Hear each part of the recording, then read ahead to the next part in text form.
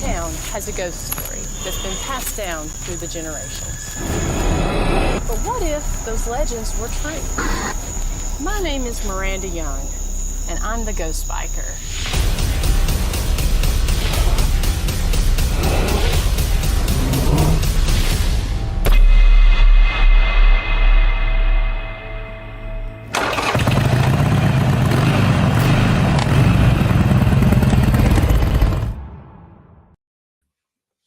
Happy Thursday, everyone, and welcome to the Ghost Biker Garage.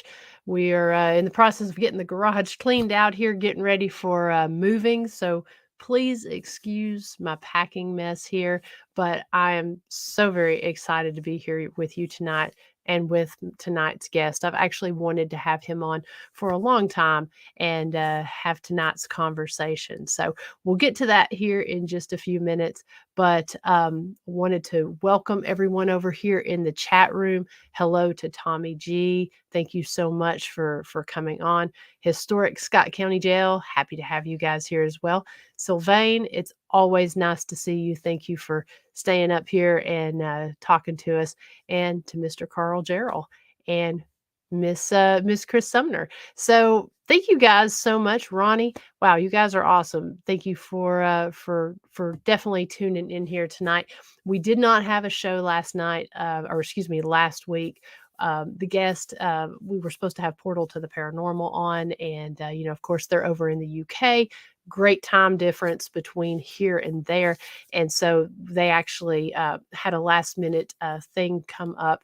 And so we had to cancel. And so rather than trying to get a last minute guest, and again, since I'm in the process of trying to get moved and get packed and everything, we decided to just go ahead and not have last week's show. But we will get Portal to the Paranormal on at a later date. I think right now we've kind of got bookings up through May, so we're going to try to, get them on at another time. But in the meantime, happy mid-February here. We're trucking right along. Got some really cool things going on at the historic Scott County Jail that I just wanted to take a few minutes and share while we're on here talking. We did announce last week, or not last week, but week before last, we actually announced this on our show, The Jailhouse Informant. We've got a really cool series that we're doing at the jail for our flashlight tours and our daytime tours called Love Kills. This is where we go in and we share different stories related to the jail of killer couples, different. And thank you, Dr. Sumner, for pulling the address up there on the screen. It's about killer couples. It's about different, just murder suicides, a lot of really interesting stories. I think we have obsessions. We've got, I don't remember the exact number of stories that we have that we're highlighting at the jail, but we like to do special themed tours throughout the different months, and February is our Fall in Love with History month, and so we like to kind of highlight that darker side of love, since we are a true crime museum. So definitely come out, take one of our 90-minute flashlight tours. We have those every Thursday through Sunday night, and they're typically between, there's one at 6 and there's one at 8 p.m. Eastern time. And, we not only share these really interesting stories that are themed for the month, but we also share some of the paranormal captures that have been captured there through video, through photo.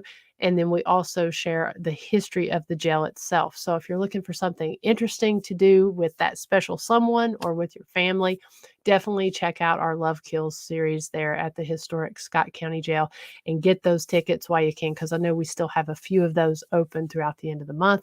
We also started a new series that we're doing there that you will be able to purchase if you come into the jail, or also reach out and order online. But we're doing Tag the Sales, which this is really cool idea that Christy came up with, that essentially all of our sales there at the jail, all the graffiti was removed whenever they were doing the remodel. So it's been painted over. We got these clean slate open sales, and you can come to the jail, or you can look online, purchase a small and Christy, if you can remind me of the size of that. I think it's like a 12 by 12 canvas and it's the color of our cells. And you can come in and you can tag it with, drawings, poetry, writing, song lyrics, whatever you want to do. Yeah, she says it's 12 by 12. So, and we will ship you a canvas. We're working on getting that information up online there. But if you come in, it's $10. And if you want to have it shipped to you, do your artwork and ship it back, it would be $10 plus the shipping. So we're really excited about bringing community art to the historic Scott County Jail and really bringing that graffiti back to those jail cells. And it's something that actually really means something to people. So we're very excited about this really cool campaign. So you can find more information about that on our website, and also just reach out to us, 423-663-5353, and we'll give you more information about that. So that's just a couple really cool things. We also have guided ghost hunts. We've had a couple of those going on the last little bit, where you can come in. We've had a lot of birthday parties where people have come in with 6 of their closest friends, and they do a guided ghost hunt of the jail there. It's led by myself, my business partner, Dr. Christy Sumner, and we have a great time. We just had a group there of ladies who were celebrating their 60th birthday. Such a fun time, such cool activities. So if you're looking for a unique and neat way to spend your birthday, or just spend some time with your friends, one of our guided ghost hunts is something that is a lot of fun. Also, we did just open our extended calendar throughout the remainder of the year. So if you're looking to book an investigation during the months of September through December, you can do that on our website as well under the paranormal tab. So we did have it open through the end of August, and we're real excited now to be open that for the remainder of the year. So I know that those September and October dates go pretty quickly, but you can come in, investigate the jail. So with your paranormal team, we would love to have you guys out there. So I'm not going to spend too much more time talking about, the details going on there at the jail. We will highlight that again at the end of the episode. Couple different events that we do have coming up for Ghost Biker. Had a meeting this past week with the Widow's Sons Masonic Writers Association. I love those guys. The Masons, they're my favorite guys. Love working with them. We had a meeting this past weekend, and we set the date for the 3rd annual Harold Young Memorial Scholarship Ride. And that is going to be, just want to make sure I'm telling you right, that is going to be Saturday, May 20th. And the money that's raised for that, 100% of the funds goes to a scholarship that was named in honor of my dad, that provides a scholarship to a student from Scott High School that's going into the field of science. So you can be a nurse, pharmacist, chemistry teacher, physics, whatever. If you're going into the field of science, we definitely would like, and you're at Scott High School, to apply for the scholarship.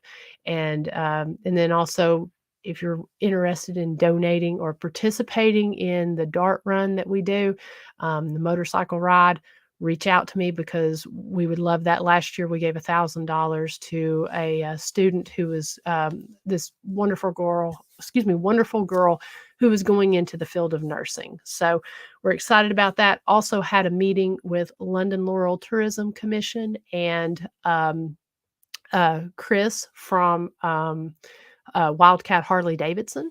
And we've got the 2nd annual Ghost Biker Explorations Weekend Hogs and Haunts event that's going to take place in October. It's going to be October 14th and 15th.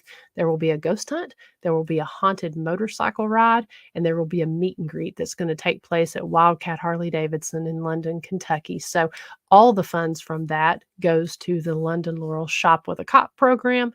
We gave, a nice portion, a nice donation last year for the folks that came and did the 1st annual one. So we're just waiting on some finalized details of the location we'll be investigating and details of that event that's coming up. But that will be the 14th and 15th. And if you've not got your tickets for the Haunting at the Mill, at the Haygood Mill event that's coming up March 25th and 26th, you're definitely going to want to do that because those dates are approaching quickly and we've got some great speakers. So we'll pull that information up here at the end of the show as well.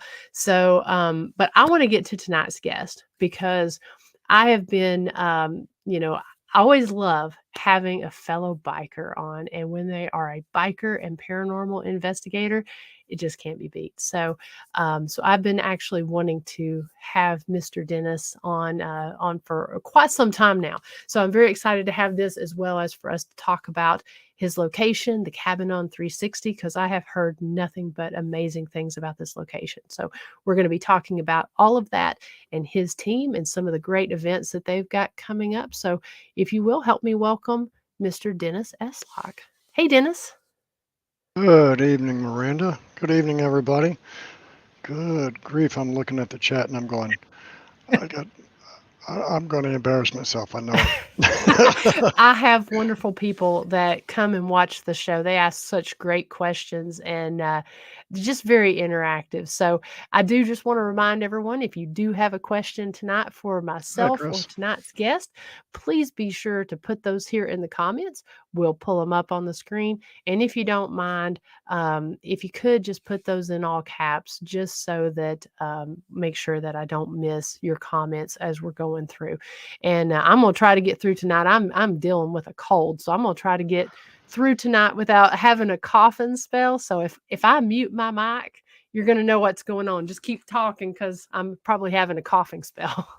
I don't have any problem with keep talking. Trust me. I was always that kid in school that the teacher told to shut up. But I do want to talk about a couple of points that you brought up. One, you had a meeting with Widow Sons. Yes. Two, you have a ride, an event coming with them. Mhm. And three, I love working with the Masons. They're some of the Yes. greatest people. Yes. Yes. So Wonderful. while you were talking about that, by the way, I am already talking with the president of one of my local chapters for Widow Sons. So I commented while you were talking about your event with Widow Sons that I will do my best to be there. Right on. Yeah, these guys, I've partnered with them on several different occasions, and this is the Hillbilly chapter, and they are just the best group of guys. And when my dad was a 50-year Mason, and so, or a 50+ year Mason, and Nice. so when he passed away, I wanted to do a a um a scholarship or some type of ride to honor him, and the Masons were just an obvious fit because I had worked with them on their autism ride. And so I reached out to Cornbread, and he came back and he said, he goes, um, he had my dad as a teacher, loved being in Masons with him. And he said, I can't think of a better partnership between the two of us. And so um, right now, what we're doing is we're doing it as a ride and a dart run. And so we've raised enough, to give $1,000 scholarship. And we're hoping to raise enough to either be able to give more or to be able to give multiple scholarships at these coming, in the upcoming years. So we have that one. And then we also have the autism ride that I think it takes place in August. But this one is one that, is again super special to me since, it's in Dad's honor. Well, of course. Well, do me a huge favor before any of those and at your convenience, shoot me an email with details Okay. and I will talk to. So I have two fairly local chapters of Widow Sons right here near me. One is right here in Richmond. One is down from the Tidewater area, about an hour and a half away. Okay. I'll make sure that their chapter presidents get informed of those. Thank you. Maybe something can come of it. I've got a group Well, of really good dudes here.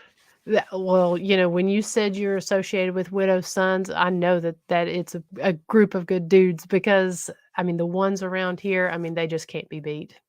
No, that was part of the reason I became a Mason. Like the first part was my wife's grandfather was 53 years, 33rd degree Scottish Rites. But aside from him, I know 5 others that are I had already considered them brothers because they were just such good-hearted people. Mm-hmm. And I'm like, shit, man, if all the Masons are like this, that's the group I want to surround myself with. And, Absolutely. the Masonic Brotherhood is super tight. Hey, Sheila. And they're just a bunch of great people. The only thing bigger than the name, and Gene Wells, there's Brother Mason as well. I called him a brother before I even became a Mason. So and he's one of the reasons he's actually the one that I went through to become a Mason. But Oh, it's just wow. because the size of the heart of these folks that was Yeah. why I wanted to be associated with them. So yeah, definitely let me know about your events coming Okay. up with Widow Sons out there. Okay. Kentucky, I think you're probably an 8 to 10 hour ride time from me. Yeah. And I don't know. At Ultra Limited, sure, ride's good. And she's beautiful too. Yeah, Very I'm beautiful. reminded how beautiful it is every month when I submit that payment and cry. Right. Right. So we've talked there about the Masons and about writing and everything. How long have you been investigating the paranormal? Well, I had my first interaction when I was 7, so that was 30 some years ago. Um, Sorry, I coughed. Over 40 years ago. Mm. My grandfather came to me when I was 7, and I had top bunk. My brother was on bottom bunk, and my granddaddy was 6'2", old construction guy. Um, he was truly my hero. Just down to earth. He was a Southern Baptist, hellfire and brimstone pound on the pulpit minister. Just salt of the earth good guy. And my brother and I are in bed, sound asleep, and I woke up to my granddaddy standing beside my bed, looking me eye to eye, telling me goodbye. He loved me and he'd see me later. I'm like, okay. I didn't even know that you guys had come up to see us, but I'll see you in the morning when I get up, granddaddy. Good night. I love you guys. And that was it. A little while later, mom came in, turned on the bedroom light, and said, "You guys got to get your ass up. We got to go." What? What do you mean? She's like, "You got to get up. You got to get dressed. We have to leave." When is this because granddaddy left? I didn't even know they came up. When did they come? They lived about 2.5 hours away. And she asked, "What?" And I said, "Well, he was just here a little while ago, woke me up, told me goodbye, and he loved me. When did they come up?" And she's like, "Just get your ass out of bed." Wow. He had had a massive heart attack and passed away just a couple of hours earlier. So that was my first interaction. And that one kind of set a tone of, wait a minute, there's got to be something more. And even as a child, I understood there's got to be something more to this. Now, the house we lived in was built in like 1915, 1917. Okay. At the foot of our bed, like I said, my brother was bottom bunk, I'm top bunk. Brother was 4 years older than me, but was the door to the attic. So you went in the door, it hit a little landing, turned, and went up. And we would constantly hear footsteps walking up and down the steps. And we're like, all right, this place is haunted. There's ghosts. And of course, at 7 years old, I'm like, there's ghosts. I looked more like Shaggy from Scooby Doo, unlike, Fred and Wilma that are like, yeah, there's ghosts. I'm like, there's ghosts. So, I kind of understood that. And I mean, nothing bad ever happened. So it became a point of interest to me.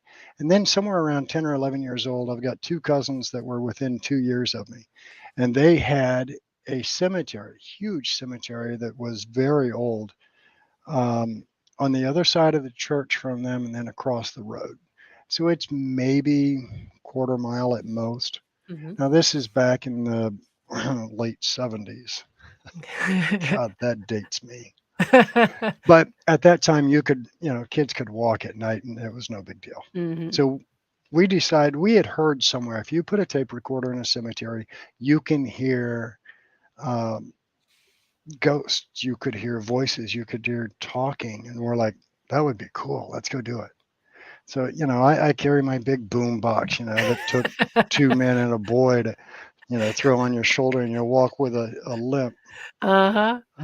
I carried it over there. We hit record and walked away from it. And, of course, this was a Christmas present. I don't want to lose it. I'm like 10, 11 years old. I'm like, I don't know who's going to be in the cemetery this time of night, but we're going to sit back and just watch it. So we let it run for 20, 30 minutes, and then we go recover it, and we go back and we listen to it. And we can hear somebody whistling a tune. Wow. And it's a full 15, 20 seconds of whistling. And we're like, there was nobody out there with us. There was nobody whistling. That's not the wind. It has rhythm. Now, their dad was a musician. He had his own band, and he had recorded Nashville at one point. So we take it back to him, and we're like, Uncle Ron, listen to this. He's like, yeah, it's whistling. Why? I went, do you know the song? He goes, yeah. And I forget what it is now, but it was something from the 1940s. Wow. And he's like, what's your point? And we're like, there was nobody around. It was sitting out in the middle of the cemetery. And he's like, somebody was there. You guys just didn't see him. Like, okay. We know there was nobody there. So that started my adventure of, I want to know what's on the other side. What can I look forward to later? And then when I was 16, I had my second brush with losing a loved one. My brother took his own life. I was on the way to the corner market. I've smoked since I was 15. So I was on the way to the corner market to buy a pack of cigarettes. I'm 16 years old at this point. It's high noon, literally. It was 11:59. I remember looking at my watch. But as I'm walking along, just out of nowhere, I hear my brother's voice. And if you have siblings, you know that energy when they walk up behind you, even if they're trying to be a smart ass and scare you. You know they're there because you feel that energy. Mm-hmm. I felt my brother walk up behind me. I heard his voice plain as day. Goodbye, I love you, and I'll always have your back. Oh. And, I'm looking all around going, what the hell just happened? And I'm calling, Bud, come on, quit being an asshole. Come out. Yeah. Nope, gone. 9 o'clock that night, the local PD beat on the door. Dad actually knew the officer because my father was part of the police department. And the officer asked him to sit down, and Dad told him, just tell me what the hell's going on. They informed us then that my brother had been found that afternoon between 1 and 1:30. He had hanged himself. Wow. So that put me on a definitive course that if they can come visit us like that, Mm-hmm. then they're definitely here. There is that window, and what we now call the veil, that they can cross that and they can communicate with us. They can let us know they're okay. They can let us know they're gone. What else can they let us know? So that started my adventure in investigating. I've been much heavier into it for the past 20 years than I was the previous 20 years, but it's been a couple of decades of heavy investigating, and then I got tied in with the cabin on 360, and it just took off from there. Well, I know in your bio where I was reading where you said that you're a medium and remote viewer. Did you find out that you had that ability through this, or whenever you were getting this communication from your brother and from your grandfather, did you know you had it then, or that there was something different? Well, I knew my grandmother could talk to spirit.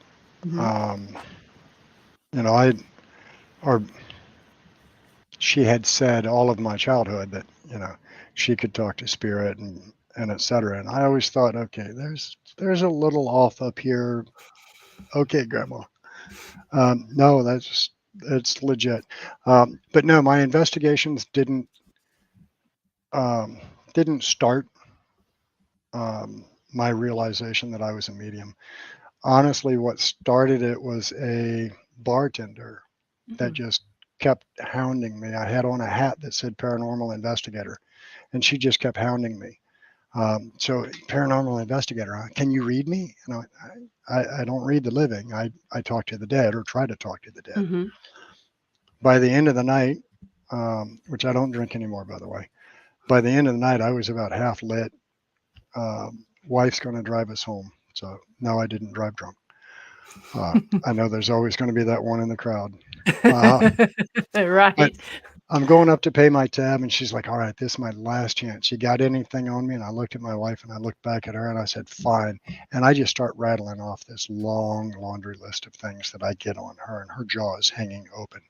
Huh. And she's like, how the hell do you know all of that? I said, it's just what I'm told. How close am I? And she's like, you're spot on everything. And one of them was telling her the name of her baby daddy, her last baby daddy, that was a one-night hookup at a drunken party. So she asked. but here's the funniest part of all of that, aside from leaving her there with her jaw hanging open. We're about halfway across the parking lot. My wife grabs my elbow and spins me and looks at her and goes, what the F was all of that? I got to make a phone call.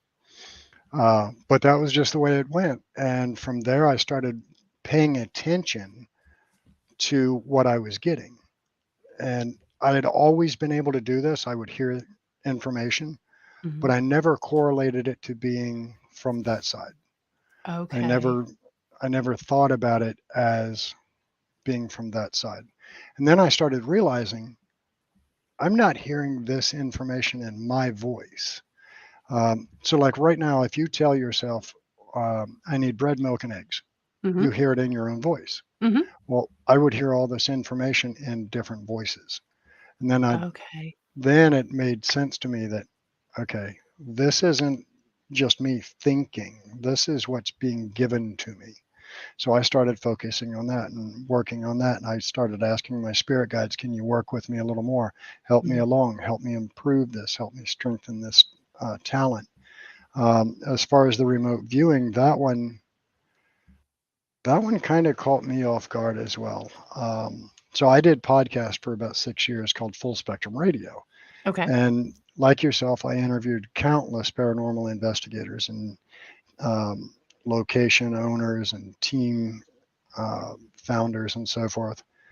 And while I'm interviewing them and my partner Matt at the time, while we're talking to them, I keep hearing things, and I'm messaging Matt and I'm telling him, ask this, here's the answer. Mm-hmm. And then one of the teams, like I nailed one. I just like laid everything on the line of what I was getting and just read him to a T. And he's like, brother, we got to meet. Well, then there was a Paracon about a month later at a place called Boxwood Inn. Okay. Down at, I think it's Virginia Beach, Norfolk. So I met them, and this is Lyle and Tana Lotz from Twisted Paranormal Society. Mm-hmm. This was my first time meeting them. I had interviewed them like 3 or 4 times, had them on the podcast with us. And he says, well, listen, man, we've got an investigation coming up in a couple of weeks. You ought to join us. It's at, and I went, don't tell me anything. And I started rattling off a description of the location, where spirit was in the house, what spirit names were, exactly what the house looked like, where the spirits were in the house. And both of them are like, holy shit, man. You've never been there? And I have no idea where the hell it is. He's like, you have to join us. So 2 weeks later, I go join him. As soon as we pulled up, I'm starting to see all these things that make perfect sense. One of them was, I see kids looking out like little holes under the front porch. Well, this is a pre-Civil War plantation home. This was the big house. Okay. And the front porch came down the sides, center door, for the breezeway house, the what they call the blow-through house, or 4-on-4. But the steps came up from both sides, and in that big triangle was not lattice work like we think of today, but it was brickwork that was laid in a lattice pattern with all the little holes in it. And I kept seeing that the kids were looking out through that. Mm-hmm. Hi, Larissa. So that was the first thing that I caught on to. And that started my journey on remote viewing. I just started focusing more and more, and I would kind of close out my mind and just focus on a location. That was Um, actually gonna be my question, because remote viewing has always fascinated me, and, I wondered, is that something do you actually sit and focus on the location? Is that how you do it? it depends on the location, honestly. Sometimes, hey David, sometimes Spirit will actually kind of tour me on the location. So it's more of a spirit interaction and more of a mediumship interaction. Okay. And other times it is just straight up a remote view where I am not physically there, but I can walk through the whole place and I can pick up on, occasionally I'll pick up on smells, I'll pick up on textures. Like I can look at a room and go, it's flocked wallpaper. It has like the little velveteen touch or, things like that. And the more I started doing it, and I think along with mediumship, I think it's like math. The more Okay. you do it, the better and stronger you get at it because your brain trains to it. Mhm. But it has definitely been fun. I've had some locations where I've remote viewed, and some of the oddities that I pick up, and then the teams that have been there or are going there are like, dude, you got to join us because you ain't going to believe what you picked up and what we got. Wow. And I hate to say it, but a lot of times a location that I pick up on or I do a remote view on, and even sometimes locations that I've never been, they'll ask, do you know Dennis? Oh, And wow. they have gotten back EVPs of he's an asshole. I think it's hilarious. Um, I had some friends that had investigated with us several times at different locations, father and son, and they disappeared for a few months, and they finally showed up at another event at the cabin. It was, I think, toy fundraiser. And I said, "Hey guys, where you been?" They're like, "Well, we decided we were going to go take a tour of the East Coast and check out some places. We went to Eastern State, we went to Moundsville, then we went a little further west and went to Ohio State Reformatory. Decided we'd come back here where we know some famous people." And I went, "Who?" He's like, "You." No, I'm not famous. I mean, I'm known, but I'm not famous. And he goes, "Oh no, we were in Ohio State Reformatory. We're talking with another group of people, and I captured an EVP when we mentioned that we absolutely love the cabin on 360 and we enjoy hanging out with you. And we got an EVP says Dennis is an asshole." He's like, "You are famous in the spirit world." And I'm like, I I don't know that that means I'm famous. Your reputation precedes you. Right. So then I had the opportunity. There were several teams that got together, and we all went to Ohio State Reformatory. And I've got EVPs from there. One of them, I went in and I said, "Hey guys, anybody here know me?" And there's an EVP of he's back. Oh, wow. So, and I had done a brief remote view on the Mhm. location, but I didn't do any research on it. I had never, God, I know I'm going to catch shit for this. Pardon my French. I had never watched Shawshank Redemption, so I didn't know. I know, right? But I did it. I did watch it after I got back, and I was like, "Holy crap, that is such." It was a great movie. Yeah. Um, but the fact that it saved that prison, um, just Mhm. it was phenomenal.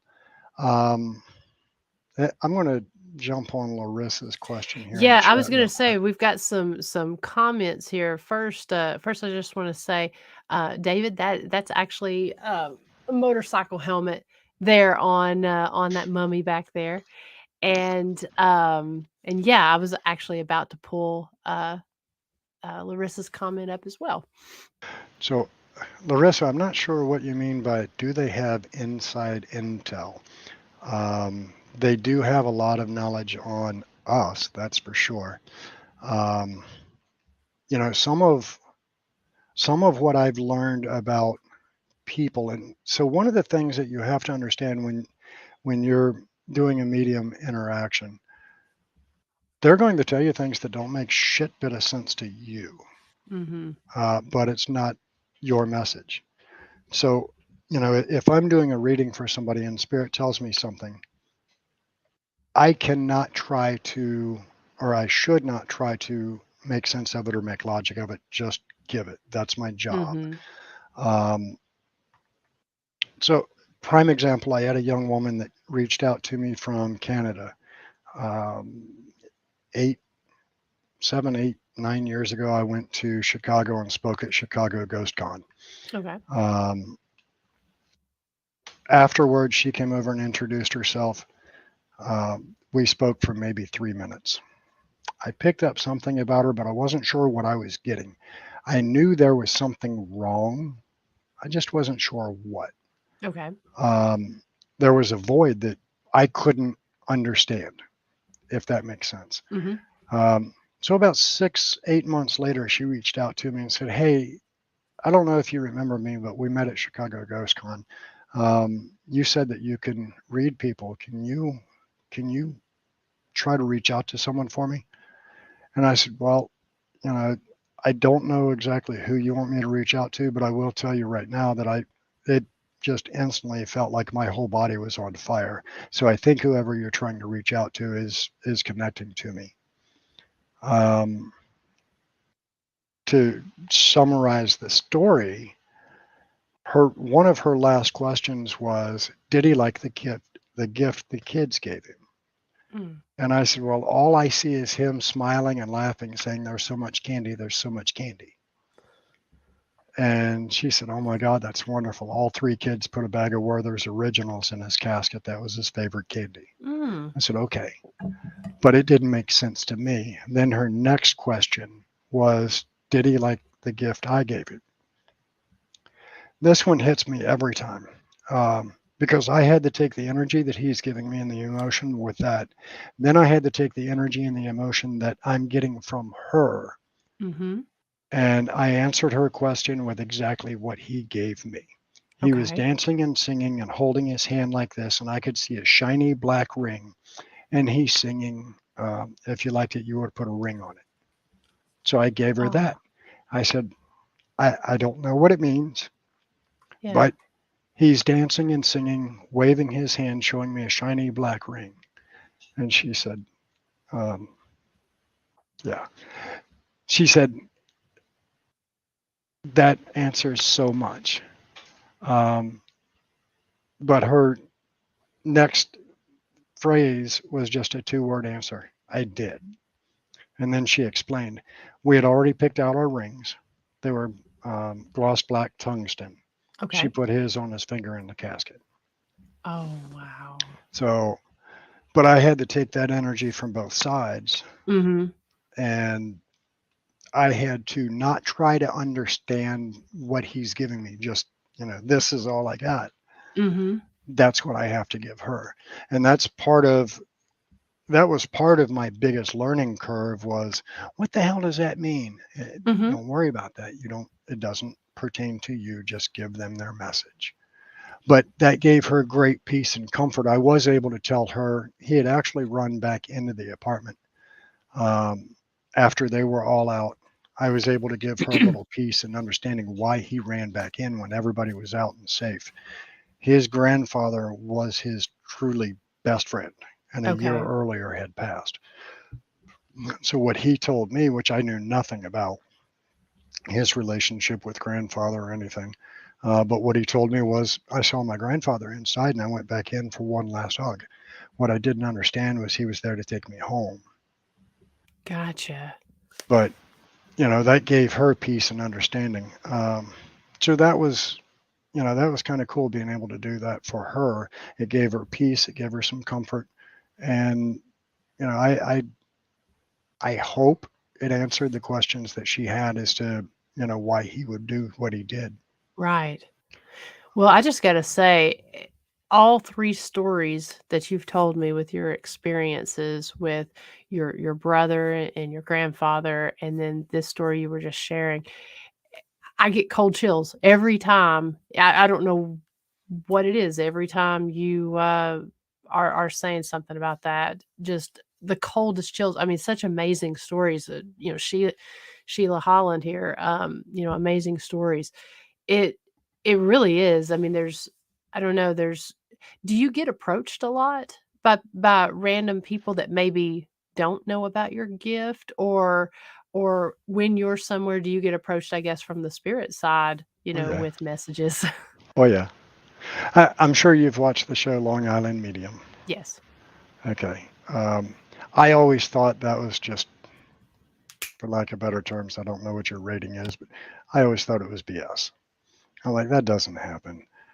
And then it did. Wow. So my son-in-law is in the Navy, and daughter and son-in-law and their kids are in New York. So I drove up to see them. On the way back, I'm just outside Charlottesville, about 2 hours from home. My coffee cup's empty. That's not allowed. I mean, they did a blood test on me and it came back caffeinated. Those that know me know I carry a 30-ounce tumbler, 30 Do ounce you Yeti, and sleep? it fills 4 times a day. But my coffee cup's empty, my fuel light's on, I'm out of cigarettes. I'm like, the next gas station I hit, I'm going to roll in and get gas, coffee, and cigarettes. So I roll into the gas station. It's 1:30, 2 o'clock in the morning. And as I walk in the door, I see the cashier off to my side, and I wave at him and went, oh, shit. I hope she doesn't know. And Oh, behind him, I see this little older woman that just does this. I'm like, oh, shit, she knows. She knows. oh, And I know she's not physically there, but I'm going through getting my coffee, and she's coming behind me the whole way, just yammering all this information. And I'm like, ma'am, please. I am way too tired. I don't want to do this. Please just let me get my stuff and go. So I get to the front counter, and she's standing behind him, and she's like, you have to tell him. You has to tell him. Fine. So I start rattling off all this stuff that she's telling me. Look, your grandmother is very grateful that you took a semester off. You needed the break. You got the book on the table. You need to pull the book back out and get your classes together. She didn't pay for you to go to school, for you not to go to school. Now get your ass back in class. By the way, she's proud of you for president's list last semester. And this poor young dude's mouth is hanging open, and he's just looking at me like pixel there in the background, hearing a squeal. And what? He's like, well, wait. I've seen this on TV. This shit's real, isn't it? And I went, yeah, it's real. He's like, but how do you know? I said, she's standing right behind you. You're not going to see her. But she wants you to know that she is with you. She does watch over you. And she does know that your schedule book is on the end table. Now pick it up and read it and get your classes scheduled. And he goes, Can you tell her thank you? And at that moment, he jerked away again. And I went, well, you just felt her hand on your shoulder. That ice cold touch that you just got, that was her. And you told her, I don't need to. So I looked at her and I went, are we good? And she gives me the God bless you. Thank you so much. And out the story I went. Down the road. Well, and like Carl yeah, they says, do random connect. Yeah, and like Carl says, that must be an amazing burden to bear. I mean, because I'm sure it's one of those things where you get an interesting thing, and I'm sure you don't always, when you're hearing this stuff, want to approach someone because you don't know how you're going to be received. But some of the information that you're able to provide to these people can totally, I mean, change their lives, or at least change their day, And therein lies the sticky side of the whole thing. Will I change it in what direction? Exactly. And one of my fears in doing connections like that is, all right, so if somebody's on the fence of, thinking about taking their own life, will I push them one way or the other with what I give them? If they're, thinking of quitting their job or leaving their spouse or whatever, I don't want to think And I try my best afterwards. I try my best to block that out because that's not my job. If spirit is strong enough and mandating enough, like grandma there in the gas station, I don't have much option. I'm going to share what they give me. Got to share Um, grandma. yeah, I mean, look, when she's back there smacking her hands, and this is a little old, probably 75-year-old black woman, she meant business. So, you know, I always worry about which way it's going to influence their life decisions. Mm-hmm. And one of the things that makes me think that way is, so I'm blessed in five religions and three different beliefs. Okay. And one of the religions that I'm blessed in is the Hindu religion. And in the Hindu religion, when you die, you ascend to the gods, but you have the option that you can stay earthbound if you have a wish. I want to see my grandkids graduate, or I want to meet my grandchildren, or whatever. And then after that wish has been met, then you ascend to the gods. But the stipulation is you are not to interact with the living in any way, shape, or form. You are to stay in the background so as to not alter anything. What if I'm violating that by giving message from spirit to the living? Wow. So, that always makes me wonder, what are they going to do with this information? Did that kid go back to school? Did he pull his head out of his backside, decide to get that book out, go back to school like grandma insisted? Or did he kind of think of it as just the crazy old white dude that showed up in the middle of the night and told me what grandma had to say? But, and again, it's not really my job to figure all of those things out. My job is to do what spirit tells me, hope for the best. And I'm a very religious individual. I believe in a creator, and I believe that creator is not going to give me the ability to do this to cause chaos. So I just kind of go along with it. I love that, and I love that thought with it because I'm the type of person that I too am a very religious person and believe we're not more than we're more. I can't even think of what I'm trying to say. We're not put on us any more than what we can handle, and no mistakes are made, and so I don't believe that you would be given, and I don't believe that people who are given these special spiritual gifts, I don't believe that they're given that to essentially wreak havoc or cause chaos. I think you've got to be smart in how you use it, and then respect the power of it. But I'm with you. I love you. You nailed it. I don't think that you would be given that to cause chaos. And if it's put upon you to tell, I think you need to do that. And the other part along with that, all right, so I can't even begin to fathom how many investigations I've done. So during my investigations, during EVP sessions, I'm always asking questions about that side. Do you feel empathy? Do you feel sympathy? Do you still feel the pain that you felt on this side? Can you feel hot and cold? All of those things. Hey, Tom. Tom's a great dude if you haven't met him, by the way. I don't think I have. I've investigated with him before. He's a damn nice guy.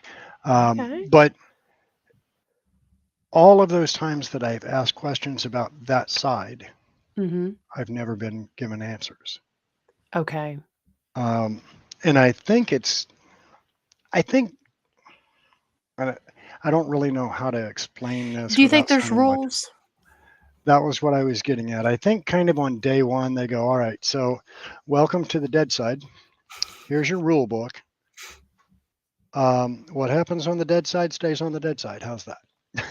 It's Okay. interesting because I've gotten EVPs when I've asked questions about that. When I start asking pressing questions about the other side, and I know another person that got this response. One of them I got was, "There's rules," or "I can't." And I know another guy that I was speaking with. Bear from Octagon Hall, same type thing. When you start pressing on that, there's just certain things. And I don't know if we just can't comprehend it or if we are just not supposed to know that. I think to a great degree, we're not supposed to know it. And I'll give you a prime reason why.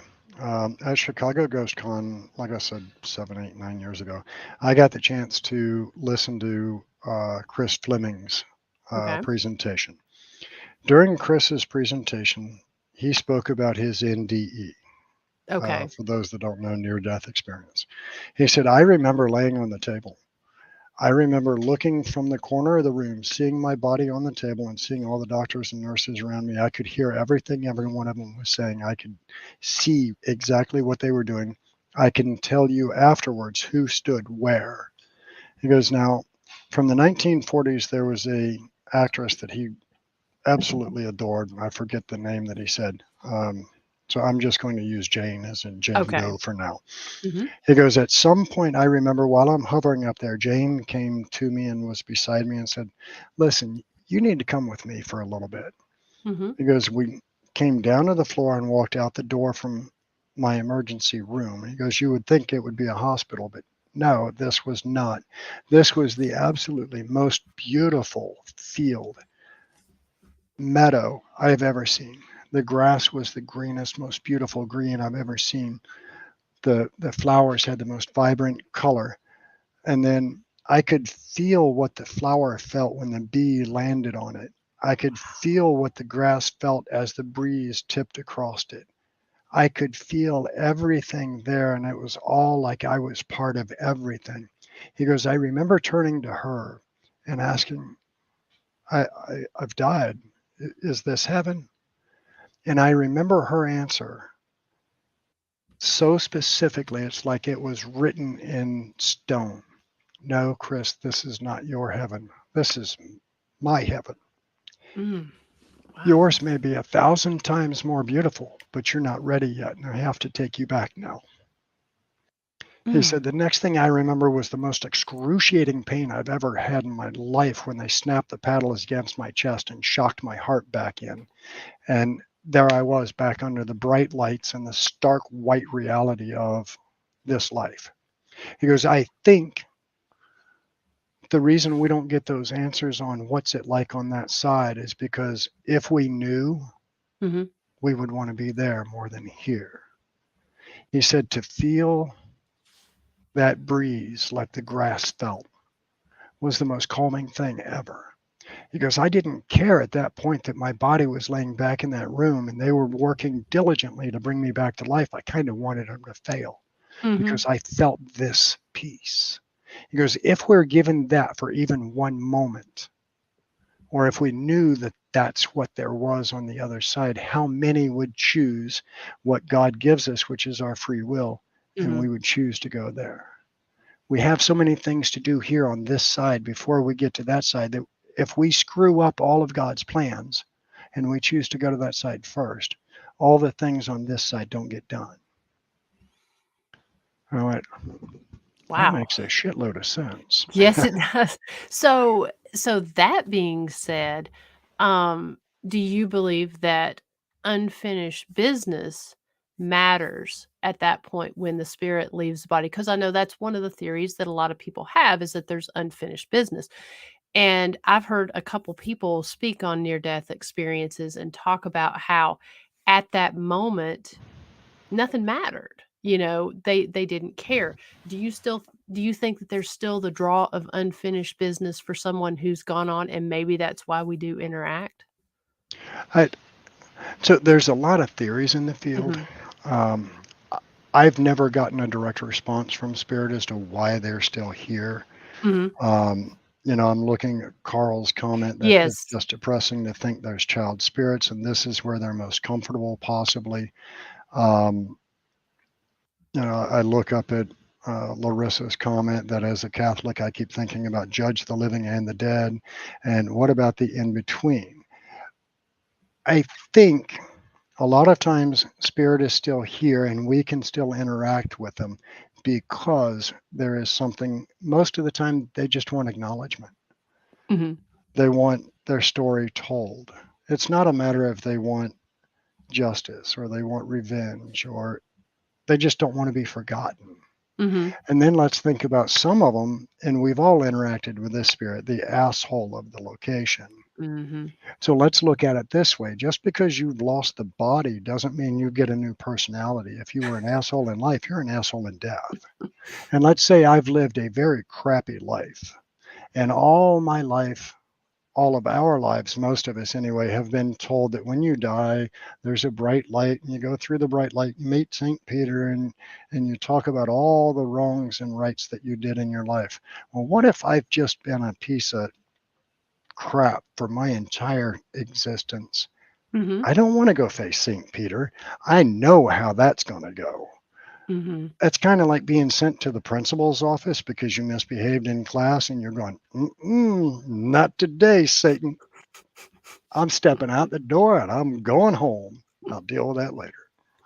What if it's the same way? They're here because they didn't want to go face what St. Peter had to dish out Mhm. to them. And then there are other theories that, you know, like Pamplin Historical Park that we're going to talk about in a Mhm. little bit, Yep. it's a battlefield. It has thousands of deaths accredited to that piece of land. There's a theory that if your body is killed so quickly, the soul is snatched from it, you don't even realize the disconnect. Um, I'm, I have a EVP Class A from Mhm. Pamplin Historical Park where I said, gentlemen, do you know you're no longer soldiers? You can go home. The war is over. And I have what sounds like a young man's voice, like he is right beside me, that just plain as day. Are we dead? Like, Mm. what the hell? And instantly I got cold shivers and I just started crying because I can picture like this 16, 17, 18-year-old boy standing his post in the middle of war 150 years later, and he doesn't even realize that all of this is no longer what it was that day. Gene was standing right beside me when that one happened. He can vouch for that EVP. It Wow. was crazy. But Wow. it also kind of strengthens that theory that sometimes the soul is ripped from the body so fast that they don't even know, they don't realize. So, why are they here? Sometimes it is just like Carl's question. Mhm. This is where they're most comfortable. This Mhm. was home. This was his fantasy home. This was the house he built for his loved one. This was his favorite um, hotel on vacation. This was where they were happiest. This was whatever. Mhm. They want to go back to that. If you have an option, if I ask each and every one of the listeners right now, where is your favorite place to be? They all have an answer, Mhm. and Spirit does too. So if you have the option of you can be right where you're at now, or you can be at your favorite place, they're going to go to their favorite place. Yeah. And I think Spirit does that a lot too. Yeah. And we've had some amazing comments and questions and stuff that's here over in the chat room. I've really enjoyed reading some of this, talking about the emotions and as David says about with grief, making visions more intense. Ronnie has a question here. He says, one question I never ask is, how did you die, for the exact reason that they may not know that they have died. That's an interesting point. Um, yeah, and they may not know that they are dead, but I think, and now that's where I have to draw a very fine line. One of the things that I'm capable of doing, I can cross them. Mm. Um, and I have on several occasions. But you have to be very careful on where you do it because most locations absolutely forbid it. Therefore, you don't want to get banned from a location. Plus, they may not be ready to leave. But at the same time, you have to be very careful in all of your questioning Mhm. because even if you don't directly ask, how did you die? virtually any line of questioning can lead them to that thought. Like when I asked that question, do you know the war is over? You're no longer soldiers. You can go home. Mm-hmm. That wasn't intended to lead the question of are we dead? But that was the response I got back, and it makes me wonder what correlation did that soldier pick up to come to that conclusion? So I think at the end of the day, how we phrase any and all questions during an Mm-hmm. EVP session, we have to be very careful and very diligent that we don't A, offend the spirit, Yeah. and B, harm their, I guess, psyche. Mm-hmm. I mean, their emotions are still at play. Well, and that's interesting you say that, because so when you talk about crossing a spirit, and does a spirit, so when you cross a spirit, does a spirit have to leave that location? I mean, do they have to cross over, or do they still have that free will if they wanted to stay? They can still stay. Okay. I'm not God. What Right. I do to cross them is I go into prayer. Mm-hmm. I ask my saints, and I ask my guides and the saints that I call upon most common are St. Christopher and St. Michael. Mm-hmm. I ask them to bring their loved one forward to help guide them home. Okay. Whether they go or not is their choice. God gave us free will, and that didn't only mean during the living period of our existence. We have free will. If they want to stay, they're going to stay. Even if their family is brought forward and says, come on, little Johnny, you need to take your ass with us. And little Johnny goes, not going. I'm not buying into this. I'm staying right here. That's their choice. Okay. So I can do my best, but a lot of times they don't exactly know what's happening. Mm-hmm. So, when I bring their loved ones forward, the idea is, and 9 out of 10, when it's when it gets to that point, I have asked them, do you want to go home to your loved ones? Mm-hmm. Because there is a reason that I've gotten to that point. Gotcha. Typically, it's like that soldier that asked, are we dead? Mm-hmm. That young man didn't even know. So at that point, I think the humane thing to do is to let him know that, yes, you are. Mm-hmm. And when you get a question like I had a little 9-10-year-old girl at a location. It was actually a house right across from the Hanover Tavern that you were at just a few weeks ago. And this was called the Nutshell House behind the big government complex right across the street. It was Steve Deals, David Deals, and myself, and half a dozen others. And there was a little girl over there that I connected with through remote view. Steve asked me, hey, man, we got a location. I want to go in and investigate, and I'd like to have you come along. I did a remote view on it, and he's like, okay, you got to go. You got to join us. Well, when it became a definitive that we knew they were going to raise that home and grade that land off and build new buildings, Mm-hmm. David asked me if I could send that girl home. So I asked her parents. Well, I asked my saints and my guides to bring her family forward, bring her parents, because I asked her, do you know they're going to tear this house down? Then the answer I got was, and you could hear the pleading in her voice, where do I go then? Mm. Okay, I've got to do this. I've got to try. Mm-hmm. And you could definitely feel a total energy shift when we went into prayer, and I knew she was gone. Now, the other thing too was there was an old man there that he was, as I say, an asshole in life, asshole in death. Mm-hmm. He was a soul collector. While I'm doing prayer and everything and telling her that she can go, you can hear him on EVP in the back room yelling, F you, she's mine. No, buckwheat. There's where you're wrong. Wow. But all the spirits there were familiar with each other. And there were probably 10 or 11 in that house. Wow.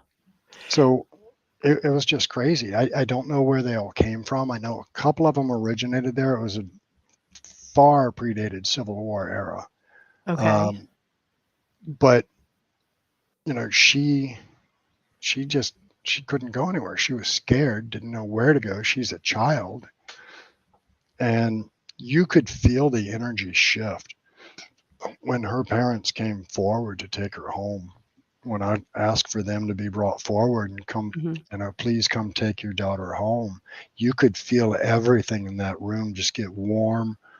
It went from just this,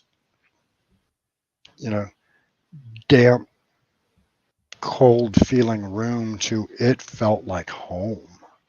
Wow. And then when they left, it was right back to being this damp, cold, dark room in a house that has no power and the floors are all crooked. It just felt like that. But that little girl was able to leave. They actually got a chance one other time to go back before the house was leveled. And they got absolutely nothing from her. Wow. Which she had been able to give them EVPs virtually every single time. That's wild. Well, that kind of makes me I was looking at let me see here where I had it pulled up a second ago. When Carl, speaking about, not to jump back on to sudden death, but he asks, in the case of sudden death, where do you draw the line between residual and intelligent?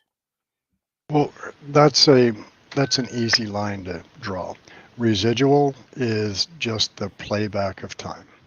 It has no intelligence to it. An intelligent haunt will interact with you or can interact with you. It's the spirit that looks at you as you walk by. It's the direct response on an EVP. If it's just you see a shadow that moves across the room and you're like, oh my God, do you see that? And it doesn't even react at all as though you exist. That's a residual. It's just spirit doing its thing. And it's just that block of energy moving through time. It's not a spirit. It's just energy for whatever reason being released at that moment a second time, or a replacement. Yeah, broken record, David. I do want to touch on Larissa's comment, though. My biggest fear is my children dying young and not being able to find me. If you are already gone, Larissa, I promise you can find them. You will never lose sight or track of them. So they'll never be alone. If you go first, you can always come back to them. I've got a connection that I made for a woman that says, I don't understand it. Sometimes it feels like my dad is here and then he's gone, and I want him here. And I said, well, he can't be with you at all times. He has to go to Florida and he checks on your brother and the two boys down there. And then he comes back and checks on you. And just instantly, she's like, how the F do you know about that? I said, well, why did you reach out to me if you're going to question everything I give you?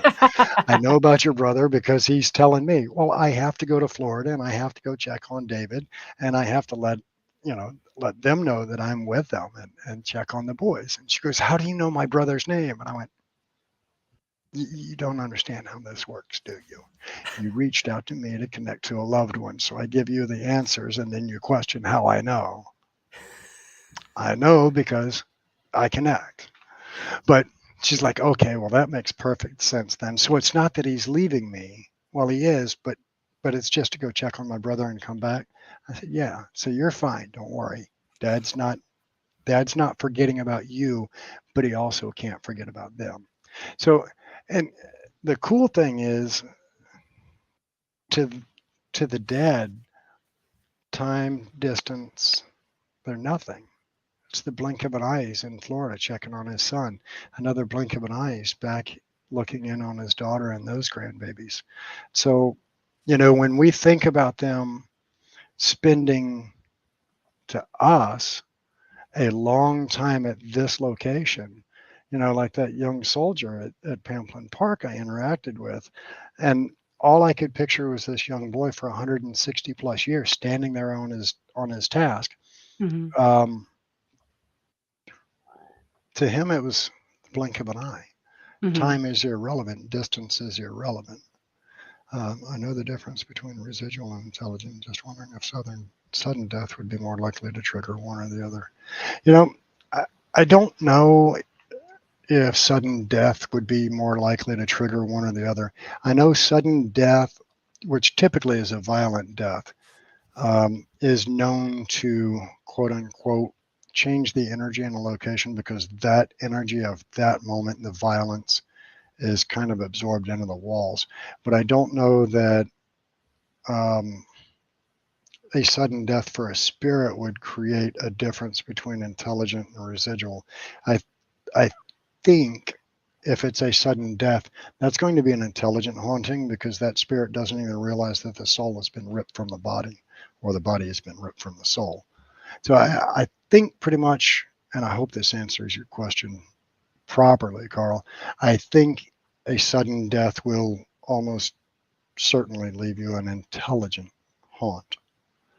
See, and because I'm glad he expanded on his question there, because that was kind of what I was going to with the jail there, where my mind went to when he asked that, because we had, for instance, when Sheriff Ellis was shot, ambush style at the door, we have intelligent interaction with Sheriff Ellis. But we've also had reports on, say, for instance, a Tuesday night when this happened, of a residual type haunting of a very, because Sheriff Ellis was 6'8", he was very tall, and kind of pacing through the jail on sort of a track. We've had several people capture that, which would in turn be more of a residual type activity. So I'm wondering if the sudden death could, in a sense, I'm trying to think of how to ask it, but could trigger a residual type haunting. I know what he's saying. I don't know how to necessarily articulate it, but that's what my mind went to. Because we do have both intelligent and residual with him. And I think so. I have an idea more so of where he's going with his question. Why would all of a sudden the sheriff's energy in a residual be seen after he's dead, but it wasn't seen before, even though that was his habit then? I think that's a lot closer along the lines of what he's asking. The sheriff was alive, and he made that track all the time, but nobody reported seeing the sheriff's shadow or seeing a shadow in that track. But now that the sheriff's dead, obviously we see that. So, I don't know why. I mean, I would think, well, I mean, I know I pick up heavy energy traffic a lot of times too. But typically, I think that boils down more to the living than the dead. I think it's because the living are now thinking about that's the sheriff's energy. Versus before they would see it and go, what the hell was that? You know what I mean? Not actually acknowledge it, but now that the sheriff has passed, that's the first thought that goes on is that's what that is. So possibly one be the energy and one be the spirit, maybe? Very well could be. And, Carl, that's part of the problem. I mean, you're making perfect sense. You're not sounding foolish, and I hope I don't sound stupid either. God, I hope I'm making sense. No, you are. But, you never, even though something had been seen there before while the sheriff was still alive, it was never attributed to being a spirit. It was just something went by.